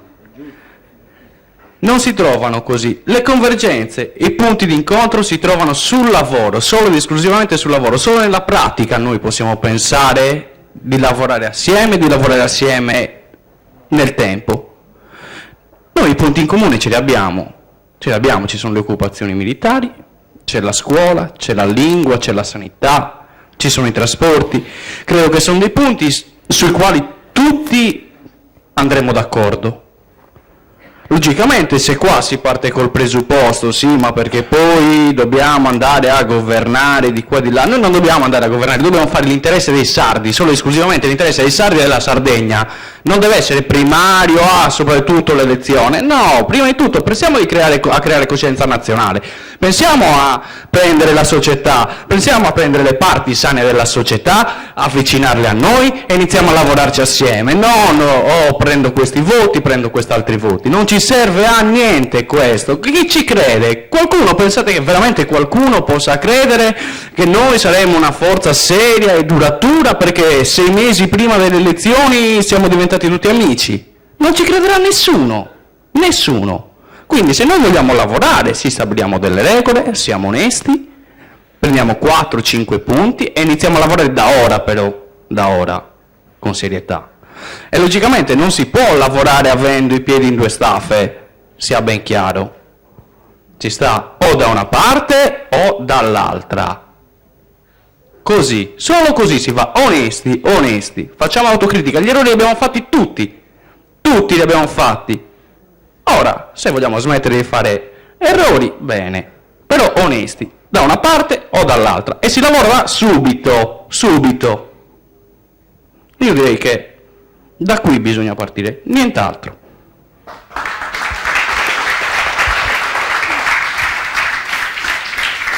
Questione composta. Si può partire da qui? Allora, io più o meno appovivito un po' tutto la fase, probabilmente sul campo indipendentista sono poso anziano che besti in questa istanza, perlomeno di questa storia dell'indipendentismo moderno, musannare. Quindi questa fase l'ha vista tutto, ha visto fino a chi e poi, come ha detto Francisco, adesso che ha fatto prima, si è spentito e ne ha fatto un'altra di cosa, e quindi che renare che questa cosa potrà cambiare. Poi che gli ho anche un'altra correzione, non si può seguire questa cancellazione storica dell'indipendentismo. Cioè non si può datare tutto canto questa nascita di Irsi. Nell'82esimo anno avanti Irsi è nascito su Pisdaz. Nel sesto anno avanti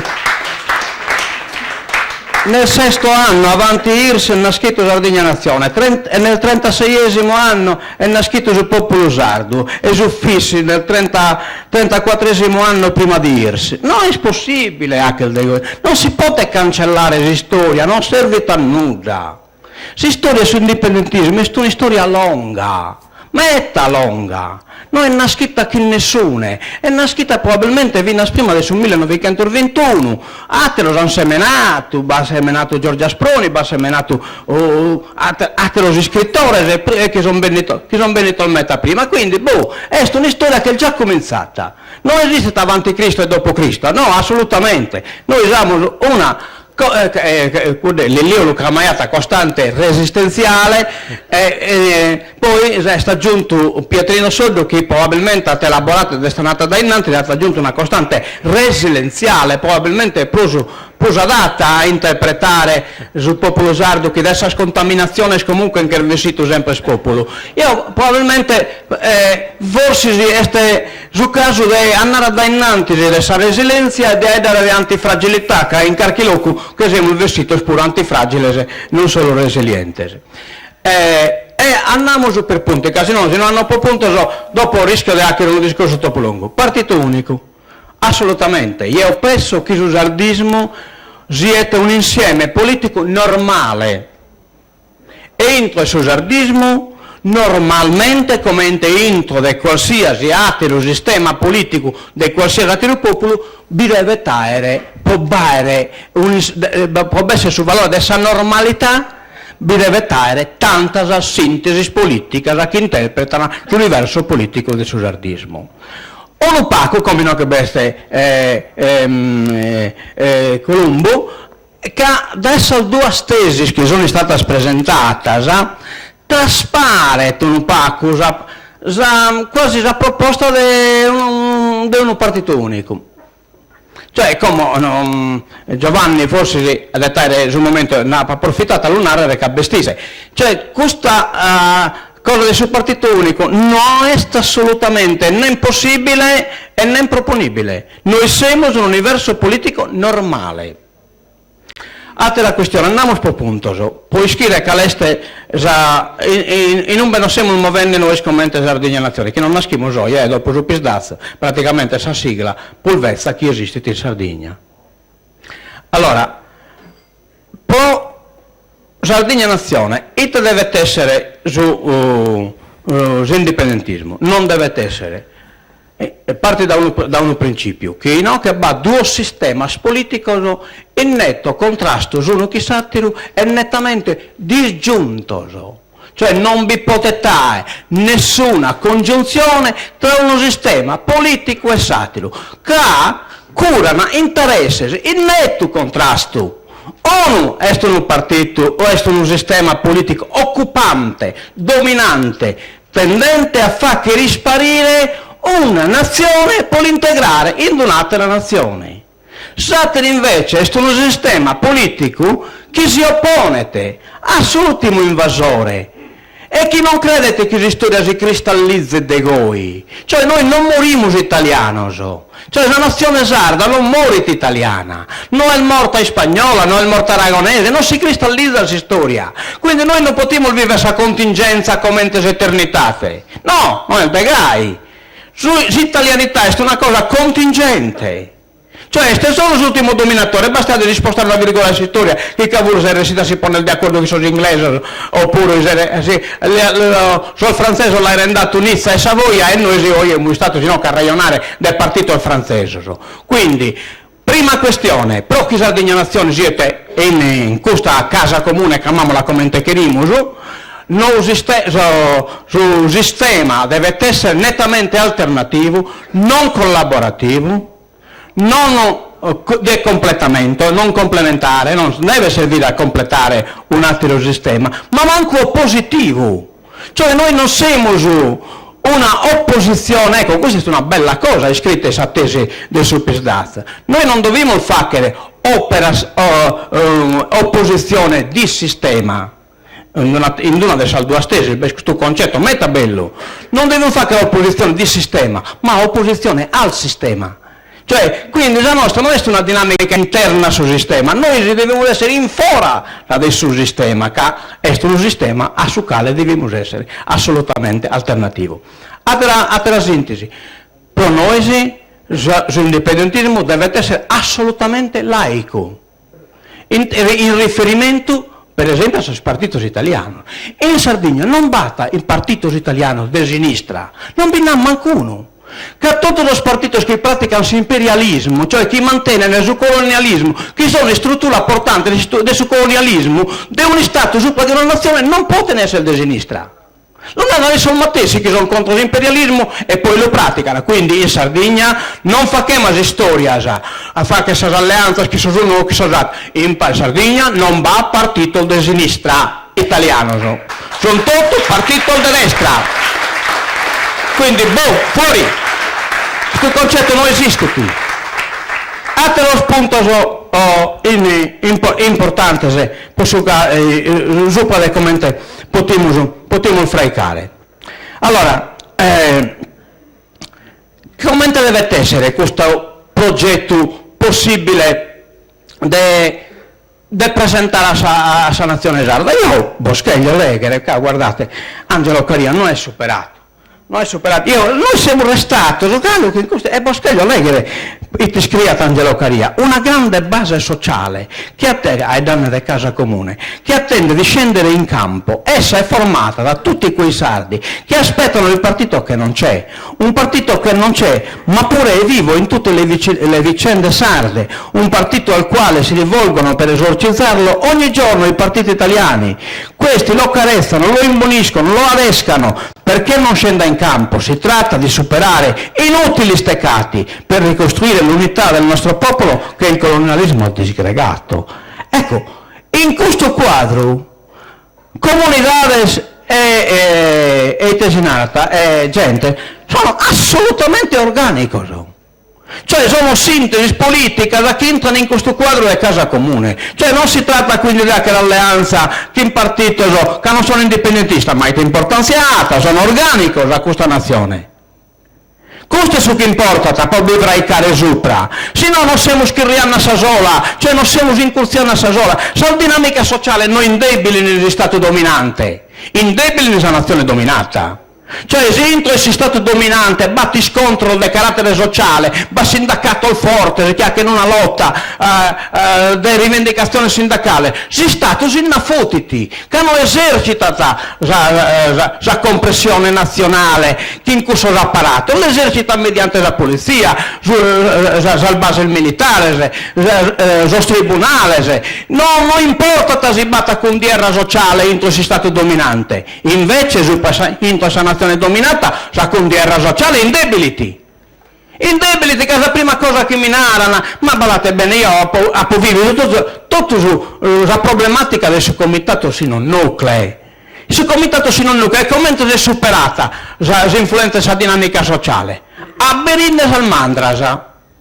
Cioè, quando telefonano a baita bustia tale partito che è aderire al suo comitato non nucleo, non si può te. Come non si può? Non si può te. Tu ti tinara Pinco Pallino, che scrive a Pinco Pallino, e che non basta la questione. Amo sapere tu la stancatura pro ponere in moto la nazione, e la nazione ha vinto.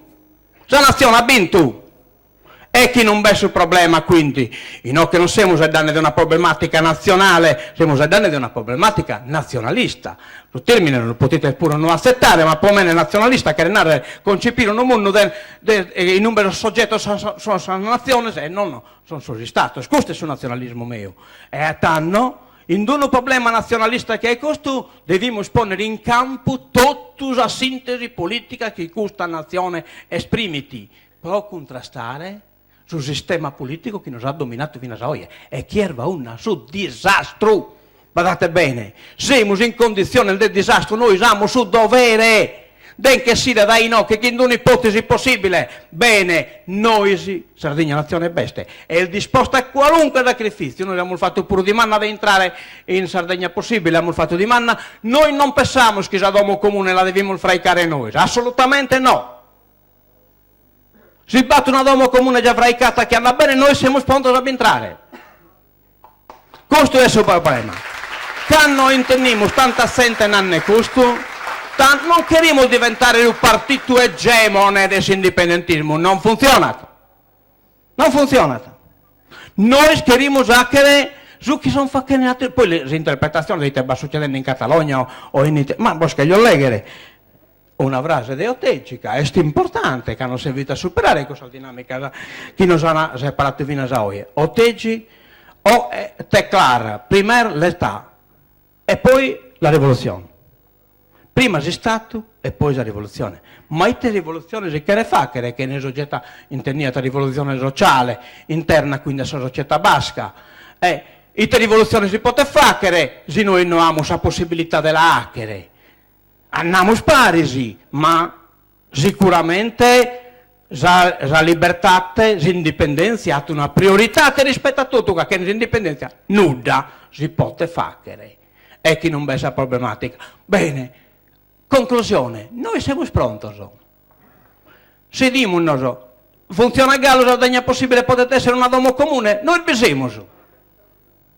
Noi non abbiamo problemi ad arraionare chi nessuno è. E poi del resto è un modello che abbiamo già provato. Questo dessa mesa su Sardo Libero è stato già provato e ha funzionato, badate bene. E noi abbiamo attaccato organizzazione, non sono stati due rappresentanti di gestione e abbiamo presentato un progetto politico che i sardos hanno apprezzato. Poi per il funzionamento della legge elettorale del suo scuorum provinciale non siamo riusciti a concretizzare in elettorale, ma il scopo nostro non è il misurare l'indipendentismo che non metro chi non è su nostro. Noi non pensiamo che il risultato dell'indipendentismo si misura in chi sa il voto, no, noi lo misuriamo constatando una cosa, che oggi abbiamo un livello di indipendentismo più alto di ciò che speriamo di ottenere. E questo è il risultato vero. E sul 1973, che nasce il popolo sardo, noi speriamo di arrivare a questo livello di indipendentismo. Pensiamo di arrivare a un livello più basso, invece oggi siamo a un livello a vero metà alto. A noi il dovere di dare una risposta. Un intervento accorato.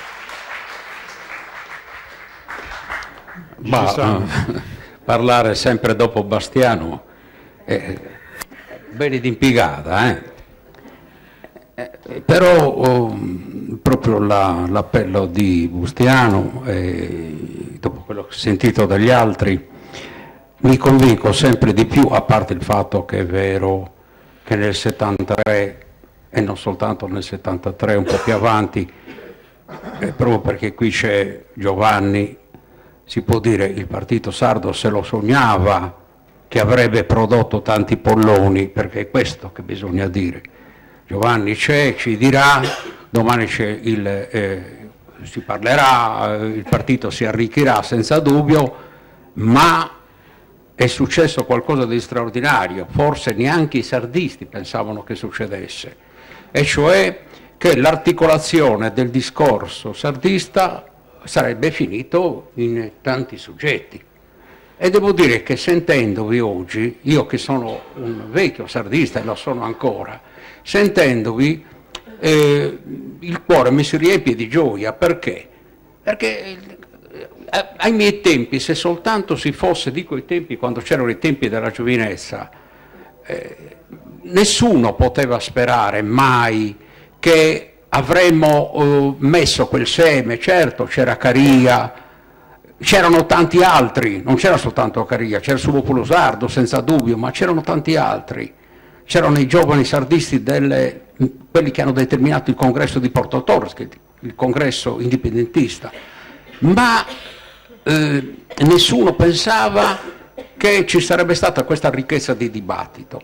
E io devo dire che ho fiducia, ho molta fiducia, perché pur nel contrasto una cosa è certa, che noi vogliamo raggiungere quel livello di consapevolezza da parte dei sardi per cui ci riusciamo prima o poi a scrollarci il dominio, perché è vero, ha ragione Bastiano, qui abbiamo un dominio. E poi non è che i sardi non lo avvertano questo, lo avvertono tutti, lo avvertivano prima e ancor più lo avvertono oggi. Allora, cosa si può fare? È per quello che noi ci siamo attivati piccoli, ma ci siamo attivati con energia, è perché parlando con la sinistra e parlando con la destra, ci siamo resi conto che mai i sardisti, gli indipendentisti si sarebbero uniti, mai. Perché? A parte i vecchi rancori, a parte certe cose che per noi erano inaccettabili, c'era la questione che dice, ma quello non è di sinistra. Mi ricordava noi, errore clamoroso che i sardisti pagarono, dicevamo, ma quello non è sardista. Come dicevamo quella frase, ci spiazzavamo e il 70% erano contro di noi. Va bene, se noi non siamo sardisti, siete voi della grande riserva. Oggi sarà l'età, sarà tutto quello che vuole, meditiamo e ben venga il contrasto. Ho visto qua un contrasto piuttosto teso tra chi dice io sono andato con Pigliaru ma la mia scelta è giustificabile per tutta una serie di motivi. Bene, io rispetto questa posizione, perché effettivamente le posizioni sono sempre sofferte. Magari non la condivido, ma lo rispetto perché dico, ma se io a un certo punto vado con la violenza, e ritorno al concetto di violenza, contro chi è entrato nel Consiglio regionale, se io vado contro Gavino Sale, che è entrato in Consiglio regionale, adesso forse mi pare che non ci sia più, ma è la stessa cosa, ecco, che cosa succede?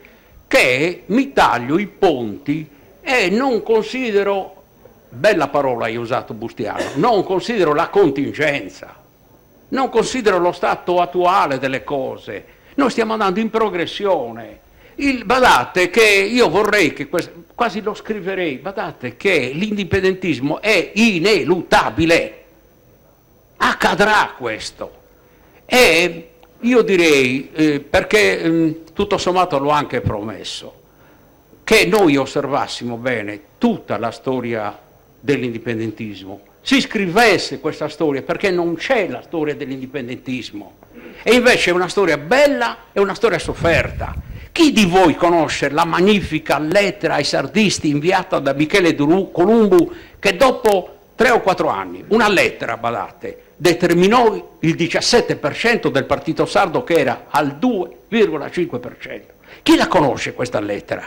Una bellissima lettera, appassionata, piena di dottrina, eccetera. Pochissimi, perché non si fa la storia. E dico anche, chi conosce il patrimonio di tanti, tantissimi che si sono battuti per questo?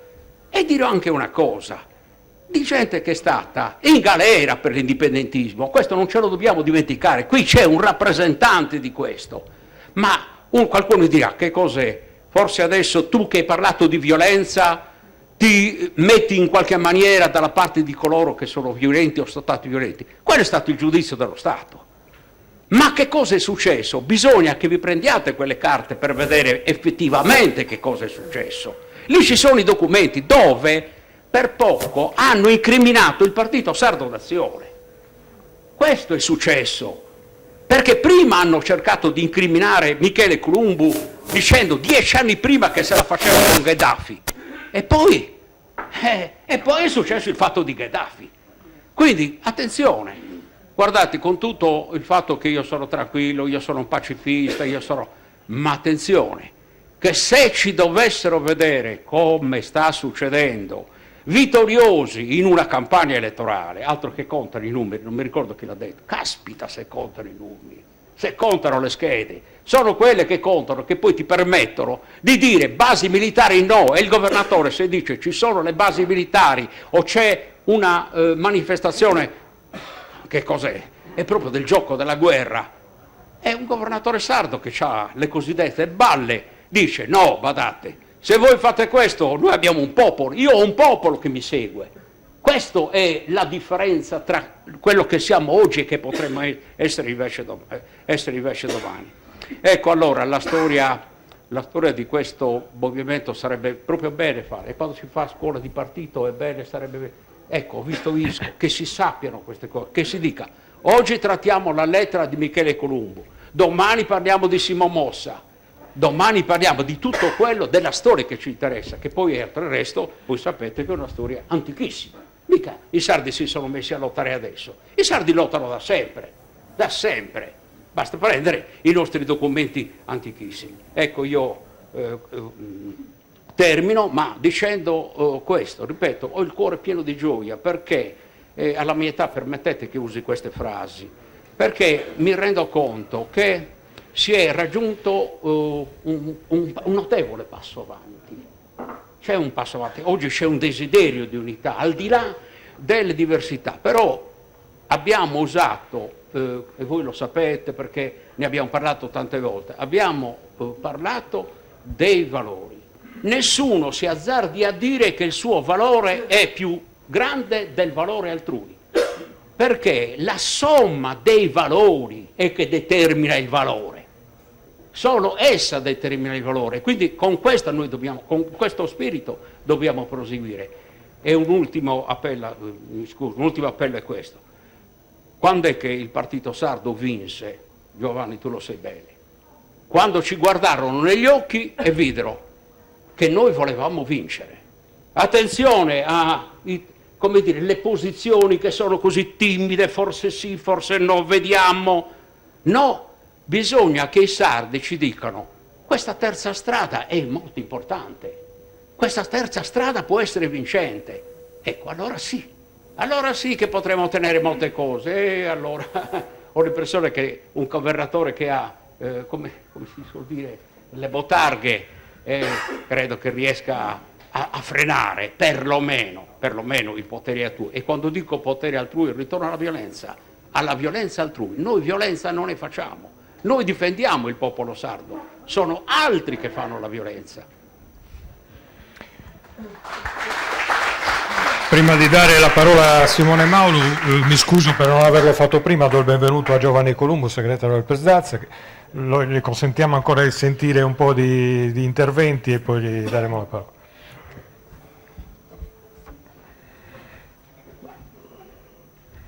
Da poco eravamo in Catalogna a seguire le votazioni catalane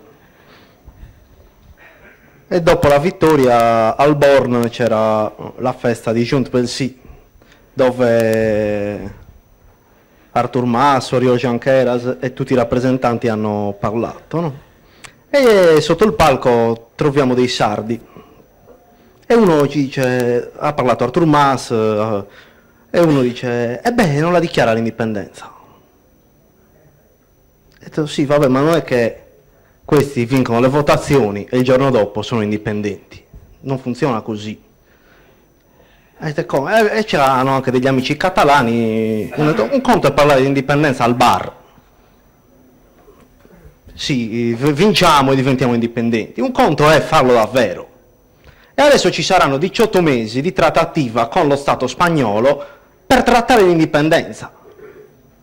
Cioè, e questo è un processo interessantissimo per tutti noi, perché per la prima volta all'interno dell'Europa una nazione che si autoproclamerà indipendente andrà a trattare con Madrid, in questo caso, la creazione della Repubblica Catalana. Ho detto, ma non basta una dichiarazione? No. Adesso c'è da trattare lo Stato spagnolo che porterà via tutti i soldi, quindi tutte le banche spagnole vogliono uscire dalla Catalogna e tante altre banche vorranno entrare, quindi ci saranno da mantenere le pensioni, ci sarà da vedere come nazionalizzare, se si vuole nazionalizzare l'ente dell'energia, la telefonia, tutto, diventerà tutto nuovo. Quindi non è che vinci, vai sul palco e dici da oggi siamo indipendenti e cambia tutto per magia.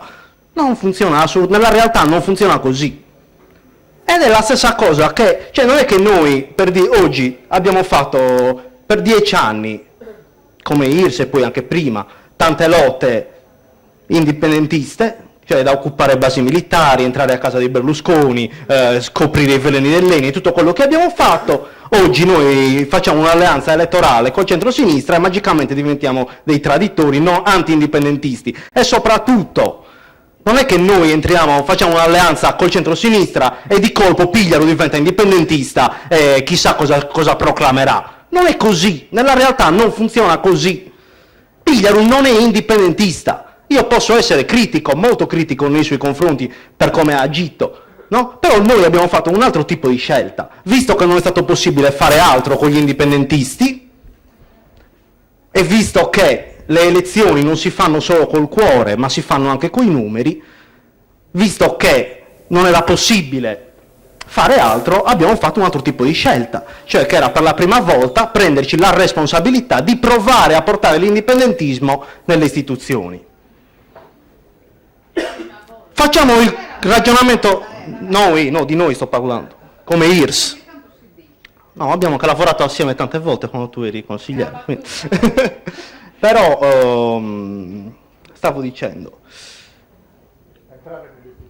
entrare nelle istituzioni e facciamo un ragionamento al contrario, facciamo finta che IRS non avesse fatto quell'alleanza, mica il PD avrebbe perso, avrebbe vinto ugualmente, con l'unica differenza che avrebbero avuto un uomo in più dentro la regione, che invece noi gli abbiamo tolto e ne abbiamo messo uno indipendentista. Magari se fossimo andati in quell'occasione tutti uniti, ma non in un unico partito, anche in altre forme, col centro-sinistra, questo avevamo avuto 5 indipendentisti e il PD cattivo italiano avrebbe avuto 5 in meno. No, e noi avremmo inciso di più. Siccome questo non è stato fatto, ne abbiamo solo uno di IRS e altri del Partito dei Sardi, di Area Sovranista di Rossomori. Noi però, io parlo di IRS, ne avevamo uno. E uno mica fa la magia dentro, che prende la bacchetta magica e trasforma tutti in indipendenti. No, non è così. Uno prova a incidere su quello, su margine di manovra che ha. Sull'esempio delle basi militari, noi abbiamo consigliato a Pigliaro pubblicamente di non firmare il patto con lo Stato e non l'ha firmato. E ancora se ne stanno vantando di quella roba, quindi finché hanno seguito le indicazioni indipendentiste è andata bene. Poi Pigliaro ha fatto la sua scelta, cioè è zitto. Io personalmente, come mia opinione, ho scritto anche un articolo da poco, non so in quanti l'hanno letto, dove sono stato molto critico nei suoi confronti. Però mica Pigliaro è indipendentista, Pigliaro fa parte, ha un'altra visione, per lui sente italiano ed è italiano, punto. Però noi abbiamo fatto un altro tipo di scelta e quella scelta abbiamo provato a portarla avanti e quando abbiamo così saputo che IRS aveva eletto un consigliere regionale, abbiamo fatto una conferenza stampa il giorno dopo dicendo IRS da oggi è una porta aperta all'interno del palazzo della regione per tutti i movimenti indipendentisti e tutti i comitati con i quali fino ad oggi abbiamo lottato e con chi ha proposte. In un anno e mezzo non è mai arrivata una proposta politica da portare in regione. Io non lo so se qualcuno pensava che se veniva a proporre cose serie noi gli avremmo sbattuto la porta in faccia, ma non penso, non saremmo manco venuti qua se l'avessimo pensata così. Noi non avremmo fatto manco quella conferenza stampa, non è mai arrivato niente a un dibattito, un consiglio, no. Probabilmente la cosa da parte, perlomeno da parte degli indipendentisti, poi da parte degli altri sono arrivate anche qualche proposta, qualcuna l'abbiamo fatta, da parte degli indipendentisti sono arrivati sempre e solo insulti. Quindi con un clima di questo tipo, no, come si fa a lavorare?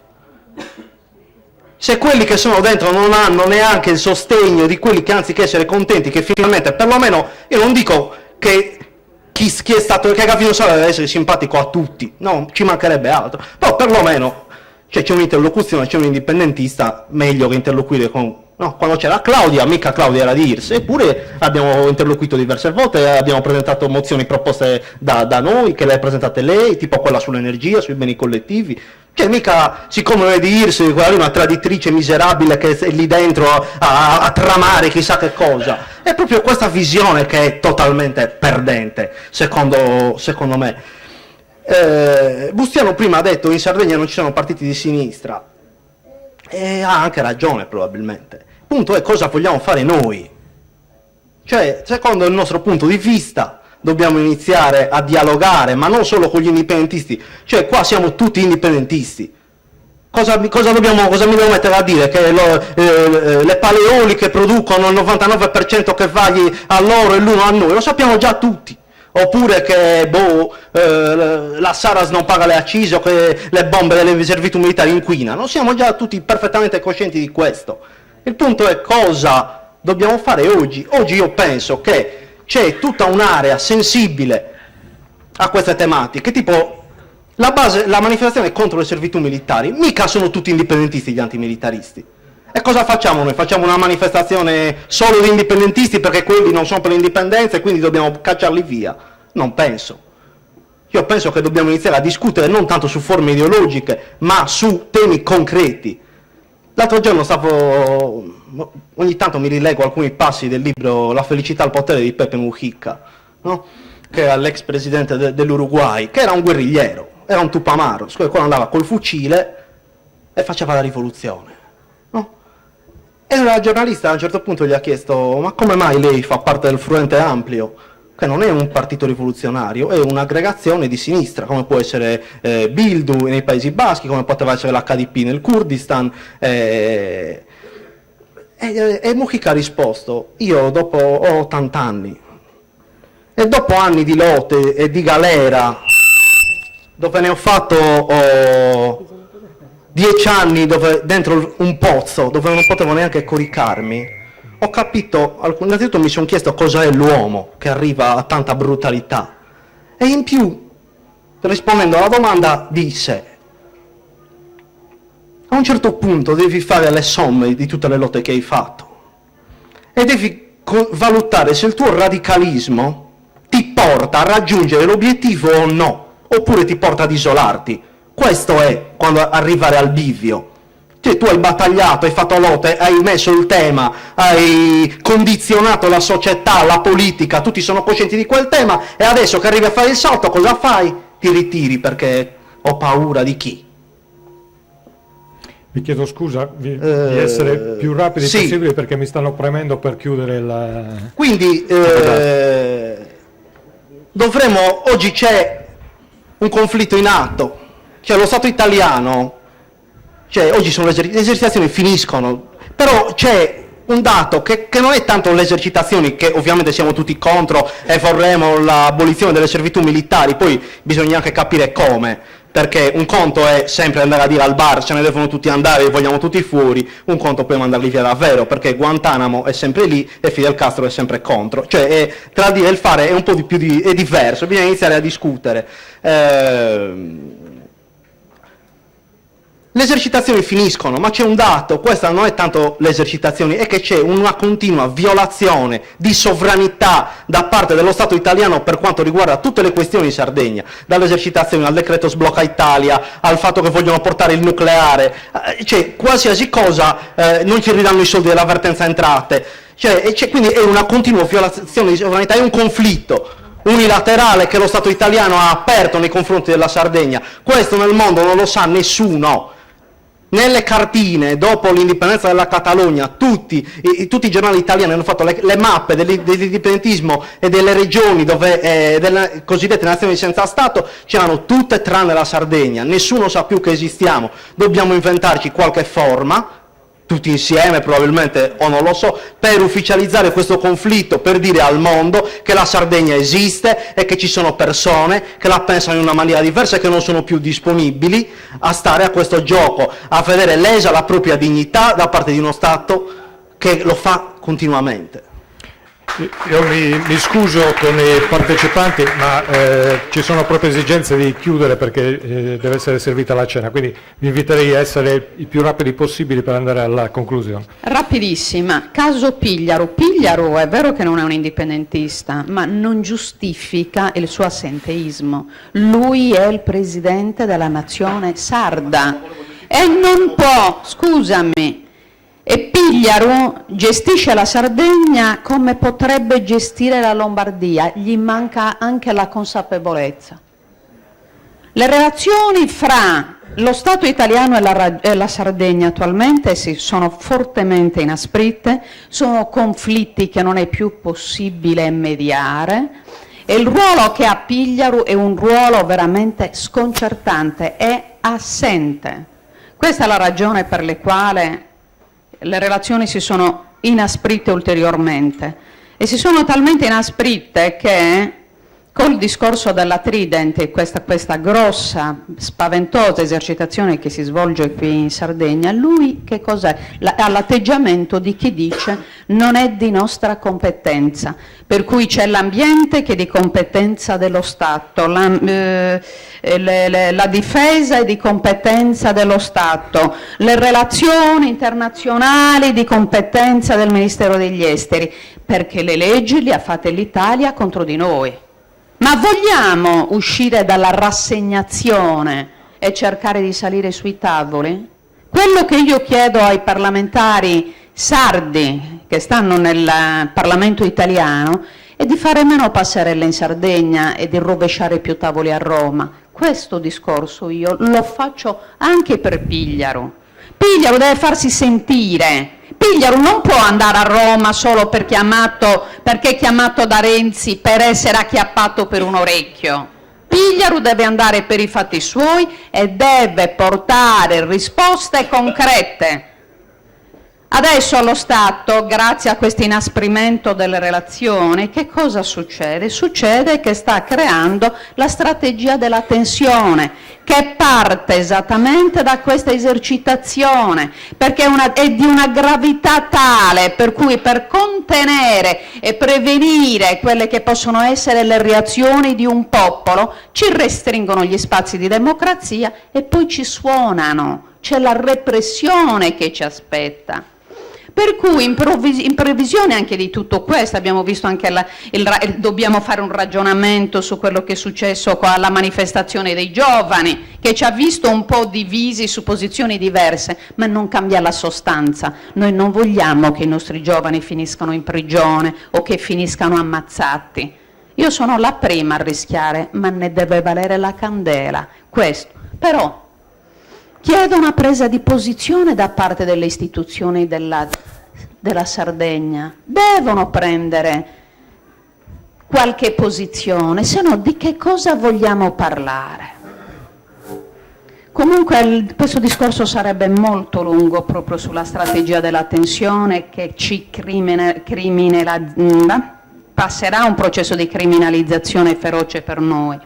Quindi bisogna anche noi, mondo indipendentista, confrontarci per capire quali possono essere anche le strategie comuni per affrontare questo grosso problema. È un problema grosso. Noi ormai c'è lo Stato italiano che ha deciso che noi siamo già schierati con tutto il discorso delle guerre nel Mediterraneo, del Medio Oriente, noi ci ritroviamo inconsapevolmente quasi schierati. Per cui il problema dell'alternativa, chiudo, noi non dobbiamo creare un'alternativa, no, non è un'alternativa, è l'alternativa, quindi mettiamoci, confrontiamoci anche su temi specifici, però lo stiamo facendo nella pratica. Ci sono tutti i temi che riguardano ad esempio l'ambiente e la distruzione del nostro territorio con le sue economie tradizionali, che ci vedono già tutti insieme. Noi non dobbiamo inventarci dei temi che ci portino a unirci. Noi i temi li abbiamo, le battaglie sono comuni, qui ci vuole veramente, qualcuno ha detto, un piccolo passo indietro per fare i ragionamenti. I partiti italiani sono partiti, certo che io l'ho sempre saputo, ho avuto sempre la consapevolezza anche in Consiglio regionale di parlare idiomi diversi, perché i partiti italiani sono partiti fortemente statalisti, per cui prima arriva l'interesse dello Stato, se poi ne avanza quello della Sardegna, e lì c'è lo scontro. Grazie. Antonio Muscas, andiamo a concludere. La domanda era come si esce dalle diversità. Io intanto credo che non tutti gli indipendentisti vadano bene, per una semplice ragione, perché c'è chi fa indipendentismo seriamente e c'è chi cavalca l'onda, questo lo dobbiamo capire e lo capiamo bene tutti quanti. Gli indipendentisti rivendicano le proprie istanze, giustamente. Per quanto mi riguarda personalmente, rivendicare le proprie istanze va di pari passo col riconoscere le istanze degli altri, nel senso che noi condanniamo lo Stato italiano per il suo atteggiamento nei confronti della Sardegna, giustamente, e quindi combattiamo questa forma di diseguaglianza. Allora, se noi condanniamo la diseguaglianza, dobbiamo condannare ogni forma di diseguaglianza, anche quella che la Sardegna, i sardi nel loro atteggiamento possono adottare nei confronti di altri popoli, così come condannare ogni forma di diseguaglianza e di violenza interna, perché la lotta contro le servitù, per esempio, che sono servitù di carattere militare, ambientale, culturale, sono anche lotte contro le servitù interne, per cui a me non mi va bene un partito che si dichiara indipendentista che però sposi appieno le politiche di speculazione purché siano fatte dai sardi, o che appoggi forme di servitù che sono servitù interne. Le battaglie che noi dobbiamo condurre, quindi, sono battaglie che devono andare di pari passo, rivendicazioni con riconoscimento, perché non può esistere la pace, dove esistono violenza e diseguaglianze. Quindi è questo il percorso che dobbiamo compiere e noi, quando portiamo avanti le nostre battaglie, dobbiamo mettere in atto delle strategie che ci consentano di rispettare le diversità, ci consentano di rispettare l'ambiente, ci consentano agli altri popoli oppressi di rivendicare allo stesso modo come facciamo noi le proprie istanze. Questo è importante.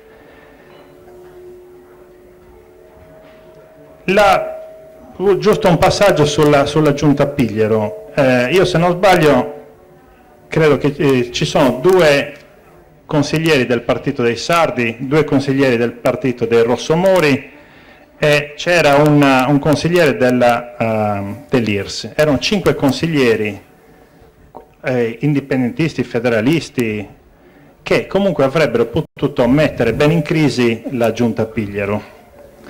Durante la loro permanenza in Consiglio sono state portate avanti, grazie all'appoggio al PD, progetti per inceneritori, progetti per una centrale a carbone a Portovesme e in più l'ospedale di Olbe, dove noi abbiamo fatto entrare un delinquente, l'Emiro del Qatar, presentando questo come un grande progetto di sviluppo per la Sardegna, senza sapere che grazie a quei posti letto privati che usufruiscono delle risorse pubbliche, noi dovremmo andare a chiudere altri ospedali pubblici in Sardegna. Quindi questi sono i progetti che noi stiamo portando avanti.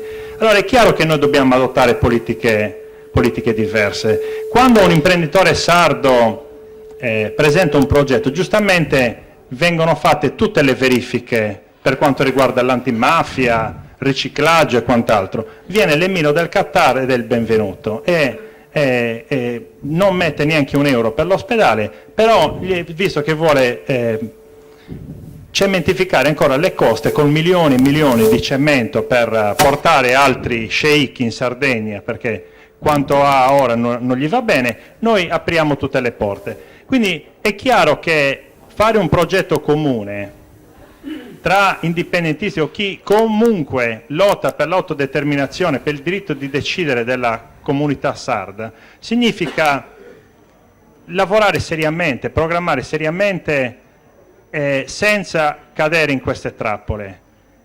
E per cui la direzione non può essere diversa, perché ne va di tutti quanti, se no andiamo a raccontarci barzellette e basta e continuiamo a fare disastri su disastri. Grazie.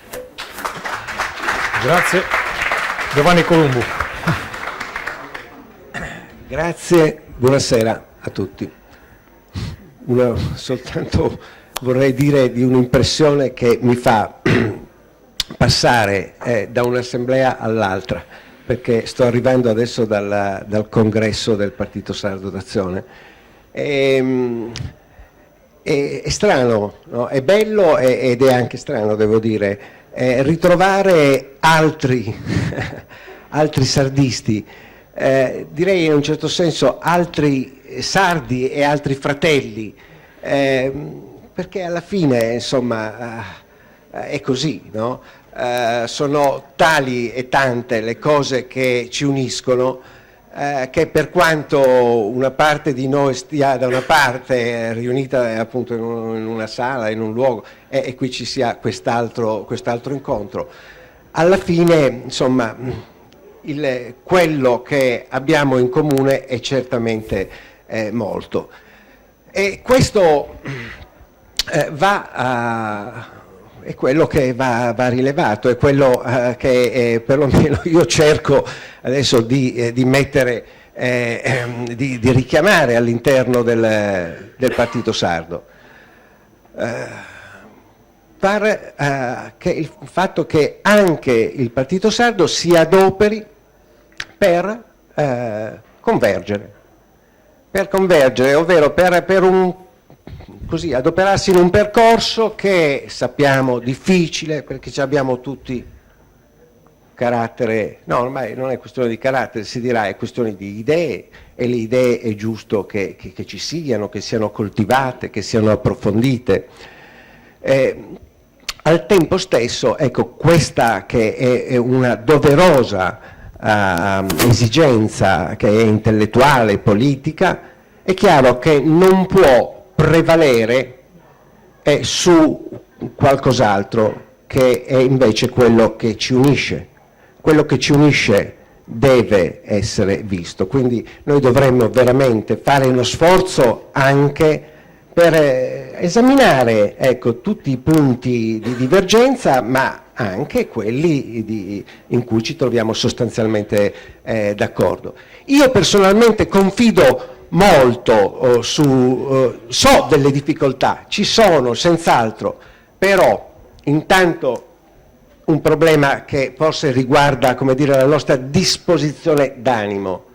Ecco, la disposizione d'animo deve essere volta alla comprensione, ecco, non come dire, a sottolineare tutto quel che può così differenziarci. Ci vuole questa volontà.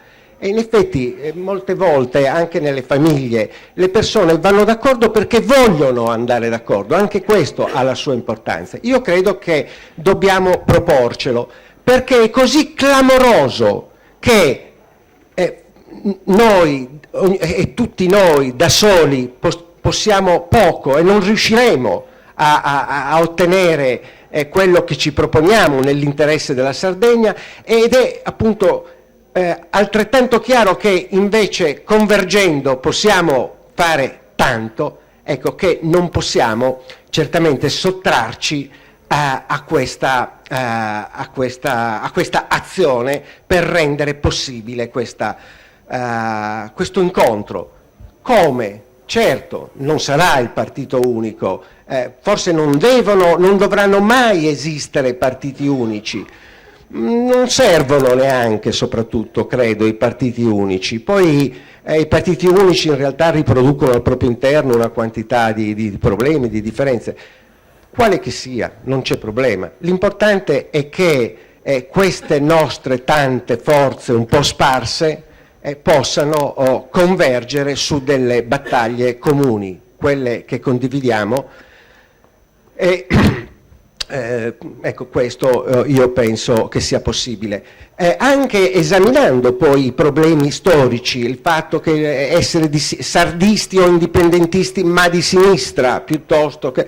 Ecco, vediamole, io so che anche lì c'è la possibilità di intenderci, di ritrovarci sostanzialmente uniti, vicini, perché non lasciamo perdere gli errori, i tanti errori che tutti e certamente più di tutti il Partito Sardo abbiamo fatto. Io dico più di tutti perché in 100 anni certamente le occasioni non sono mancate, però il Partito Sardo dal punto di vista dei valori non ha niente per cui che la sinistra possa rimproverargli. Il Partito Sardo anticipa molti valori, direi tutti i valori, soprattutto legati al lavoro, ai più bisognosi, ai più deboli, che la sinistra ha poi sviluppato, dico in Sardegna, perché il Partito Sardo nasce nel 1921 e su questo, quindi su questi valori non c'è veramente un motivo di sentirsi così diversi. Sono altri i valori che invece ci hanno sempre storicamente visti divisi dalla sinistra storica, ma anche qui io non so che senso abbia parlare di sinistra storica, perché sì, esiste, ormai anche questa sinistra si è molto trasformata. Certo che quel valore che è stato determinante del sardismo, che è il valore dell'identità, una straordinaria, meravigliosa intuizione, che col tempo si è rivelata ancora più attuale e moderna e che investe la politica come ogni aspetto dell'esistenza umana e della natura perfino, perché l'identità riguarda davvero ogni aspetto della vita. Devo dire che su quello invece ci sono state delle differenze con la sinistra e ci saranno finché la sinistra continuerà a riproporre visioni omologanti, visioni di avversione a quel che è invece la differenza, l'identità che deve essere quella di un popolo, in questo caso della Sardegna. Ecco, però per il resto, insomma, io sono certo che che questa convergenza ci possa essere. Niente, dico soltanto che ho una piccola cosa che ho fatto, è stato prendere tutti i risultati elettorali dell'ultimo secolo del Partito Sardo. Perché è interessante questo, cioè è un laboratorio non da poco, no? È un laboratorio che è durato quasi un secolo, no? E durante il quale sono state di volta in volta esplorate come dire,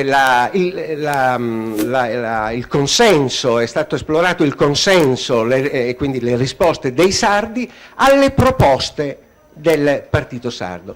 E la cosa interessante che, ecco, spero di poter mettere a disposizione questo piccolo studio, che in sostanza consiste in una curva, in una sinusoide che indica momenti o epoche di flussi e deflussi, di ascese e cadute, che coincidono sostanzialmente, adesso lo dico in breve, sinteticamente, perché tutto va studiato, con il fatto che quando e tutte le volte che il Partito Sardo ha in modo risoluto e chiaro sostenuto delle linee decise di sostegno dell'identità e di tutte le istanze indipendentiste della Sardegna, lì il Partito Sardo è cresciuto, a cominciare da quella prima grande battaglia che è seguita alla prima grande guerra, quando i reduci decisero di condurre un'altra guerra, questa volta per se stessi o per la Sardegna. Ecco, allora il partito ha iniziato col 40%, o forse il primo anno, forse nel 19 con la lista del Metto era al 27%, subito dopo il 40%, poi c'è stato il fascismo e si è fortemente ridotto e poi è sceso via via a seguito, dopo l'autonomia, a seguito di una lunga condivisione del governo democristiano. Quindi quella condivisione dell'ordinarietà, ecco, lì veramente quella è stata fatale e distruttiva per il partito, perché, e questo se io lo dico, perché forse, metto un forse ma in realtà sono convinto, ecco, che questo valga per tutti noi, perché noi non esistiamo per condividere l'ordinaria amministrazione della Sardegna, non ci siamo costituiti per questo e non operiamo per questo, operiamo perché abbiamo altri obiettivi molto più importanti che riguardano l'affermazione di momenti di sovranità su tutti i tanti problemi che ci sono. Ecco, allora su questo vorrei dire, primo, dobbiamo legarci tra tutti noi, che siamo più vicini gli uni agli altri. Certo ci sono le differenze, ma molto di più è quello che ci unisce. E poi, per i partiti italiani, questa è una considerazione che anch'io stavo facendo adesso in considerazione del fatto che c'è il congresso. Sui partiti italiani, un principio che io in altri casi ho lodato, quello del privilegiare l'azione e quindi i programmi e la sostanza e le cose piuttosto che le ideologie, oggi dico che quel principio, che è stato un principio che ha accompagnato il Partito Sardo per tanto tempo, va accantonato. Oggi c'è quest'altra priorità, che è quella di unire, di adoperarsi, di concorrere, certo, senza egemonie, come giustamente insomma, hanno detto più persone, ecco, per questa convergenza. con i partiti italiani, ma perché non rovesciare una volta tanto il problema? Perché dobbiamo continuare a rispondere alla domanda: ma con chi vi alleerete? Ma perché, scusate, non rovesciamo il problema e diciamo: ma che siano loro eventualmente a condividere le nostre battaglie. Le nostre battaglie sono queste, sono battaglie di sovranità che riguardano la lingua, che riguardano il territorio, l'economia, i trasporti, le cose sostanziali che mai hanno avuto una soluzione perché si sono scontrate contro un'insufficienza di poteri. Allora, se su questi problemi, per affermare questi poteri, anche questi partiti italiani, che alla fine sono anche partiti costituiti da sardi, ma sono disposti a schierarsi loro con noi, allora, viva lì, saremo ben lieti, perché ritengo che sarebbe sbagliato fare delle scomuniche, fare del catechismo, sostituire la teologia o il catechismo con la politica, ecco. Per il resto, niente, vi ringrazio tutti. Mi scuso per essere opprimente, ma conclusioni a Gianluca Col. Parlare sempre per ultimo, dopo questi giri belli tosti, c'è sempre il rischio di apparire un pochettino ridondanti, soprattutto dopo ciò che ha detto Simone, che praticamente condivido al 100%. Ragionare su una possibile alternativa lo si deve fare lontano dalle elezioni, perché si scatenano altre dinamiche, altre logiche, e da quello che è emerso oggi, almeno da quello che ho sentito dai presenti, c'è questa volontà, c'è questa voglia comunque di creare un'alternativa, e c'è anche lo spazio per poterlo fare. Mi fa piacere, su diversi già lo sapevo, però noi come partito sostanzialmente è quello che stiamo portando avanti da un anno, perché va bene trovarsi sulle intenzioni, trovarsi insomma sull'idea generica che i partiti italiani devono essere battuti, che bisogna coalizzarsi, che bisogna stare tutti insieme. Però poi bisogna lavorarci sull'idea, bisogna lavorarci sulla visione, bisogna dire sì, ma come lo facciamo? Ma se non facciamo un soggetto unico, cosa dobbiamo fare? Cioè, non credo che si possa pensare di fare un soggetto unico pensando di portarlo dentro un partito come il PISDAZ, che ha un secolo di storia, come IRS, insomma, con quei soggetti che hanno comunque un'identità ben definita e che difficilmente dall'oggi al domani possono dire ok, sciogliamo, sì. È molto difficile, anche se Francesco lo auspica, mettiamoci, accoppiamoci, andiamo, è molto difficile, obiettivamente. È più facile immaginare un blocco nazionale, un blocco alternativo al duopolio ai blocchi nazionali italiani. Serve un blocco nazionale sardo, che poi lo chiamiamo blocco, lo vogliamo chiamare comunità, la vogliamo chiamare spazio politico. Di fatto bisogna creare un'alternativa credibile, seria, progettuale, non basata sull'indipendentismo così fine a se stesso, progettuale, con competenze, che possa mettere realmente in crisi i partiti italiani.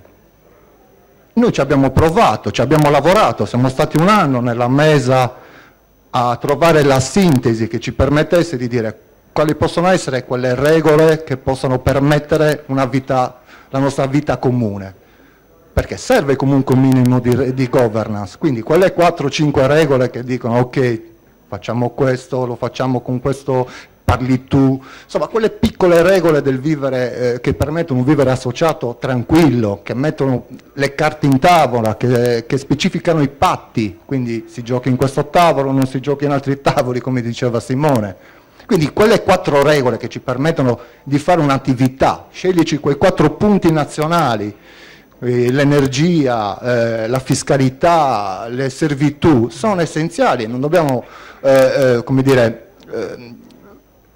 cercare di lavorare su tutti i fronti. Cerchiamoci questi 4 punti, magari sono 3, magari sono 5, però incominciamo a lavorare assieme, incominciamo a creare anche quella fiducia che qua troppe volte è venuta fuori, cioè sono venuti fuori dei problemi, sì ma mi offendono su internet, sì ma c'è l'astio tra indipendentisti.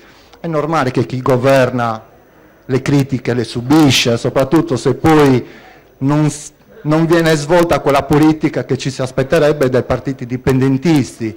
Spesso e volentieri il PISDAZ, quando stava pur in maggioranza con i partiti italiani, riusciva comunque a fare una sorta di opposizione all'interno della maggioranza, e purtroppo quest'anno si è vista poco.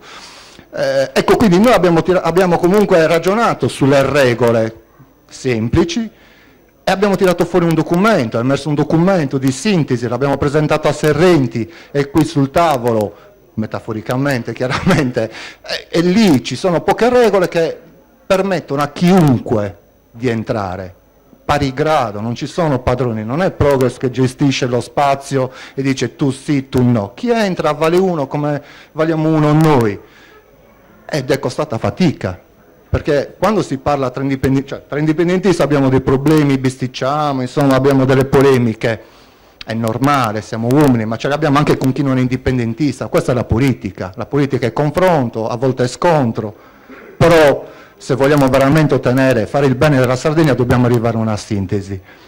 Il documento che abbiamo fatto è qui, è pronto. Abbiamo apprezzato la richiesta di adesione del fronte di Bustiano, di Sardegna Nazione, scusami, Busti.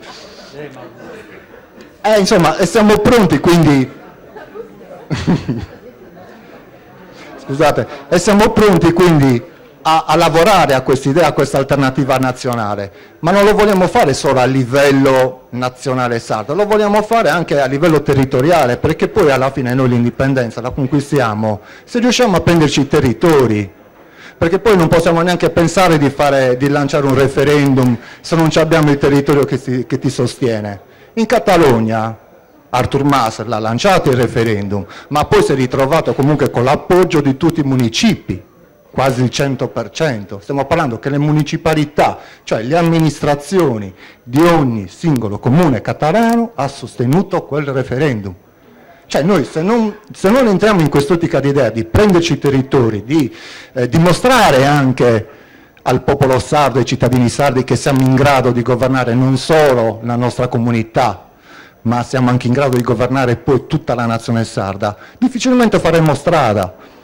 Quindi per me è essenziale sì fare un discorso nazionale, quindi il tavolo, la mesa noi ce l'abbiamo, siamo aperti ad accogliere chiunque, quindi su questo, però è assolutamente necessario fare anche un discorso territoriale. Lo stiamo iniziando, lo stiamo portando avanti anche a Cagliari, con Cagliari Città Capitale, un laboratorio, un confronto dove ci siamo ritrovati già con Antonio, e spero con Claudia, spero anche con Gianfranco, insomma spero con chi si voglia unire, per cercare di creare un'alternativa di governo credibile, con competenze, con forza, che possa racimolare voti, perché anche i voti contano se si vuole governare, e che finalmente rompiamo insomma questo dualismo italiano, perché non se ne può più, veramente. Grazie.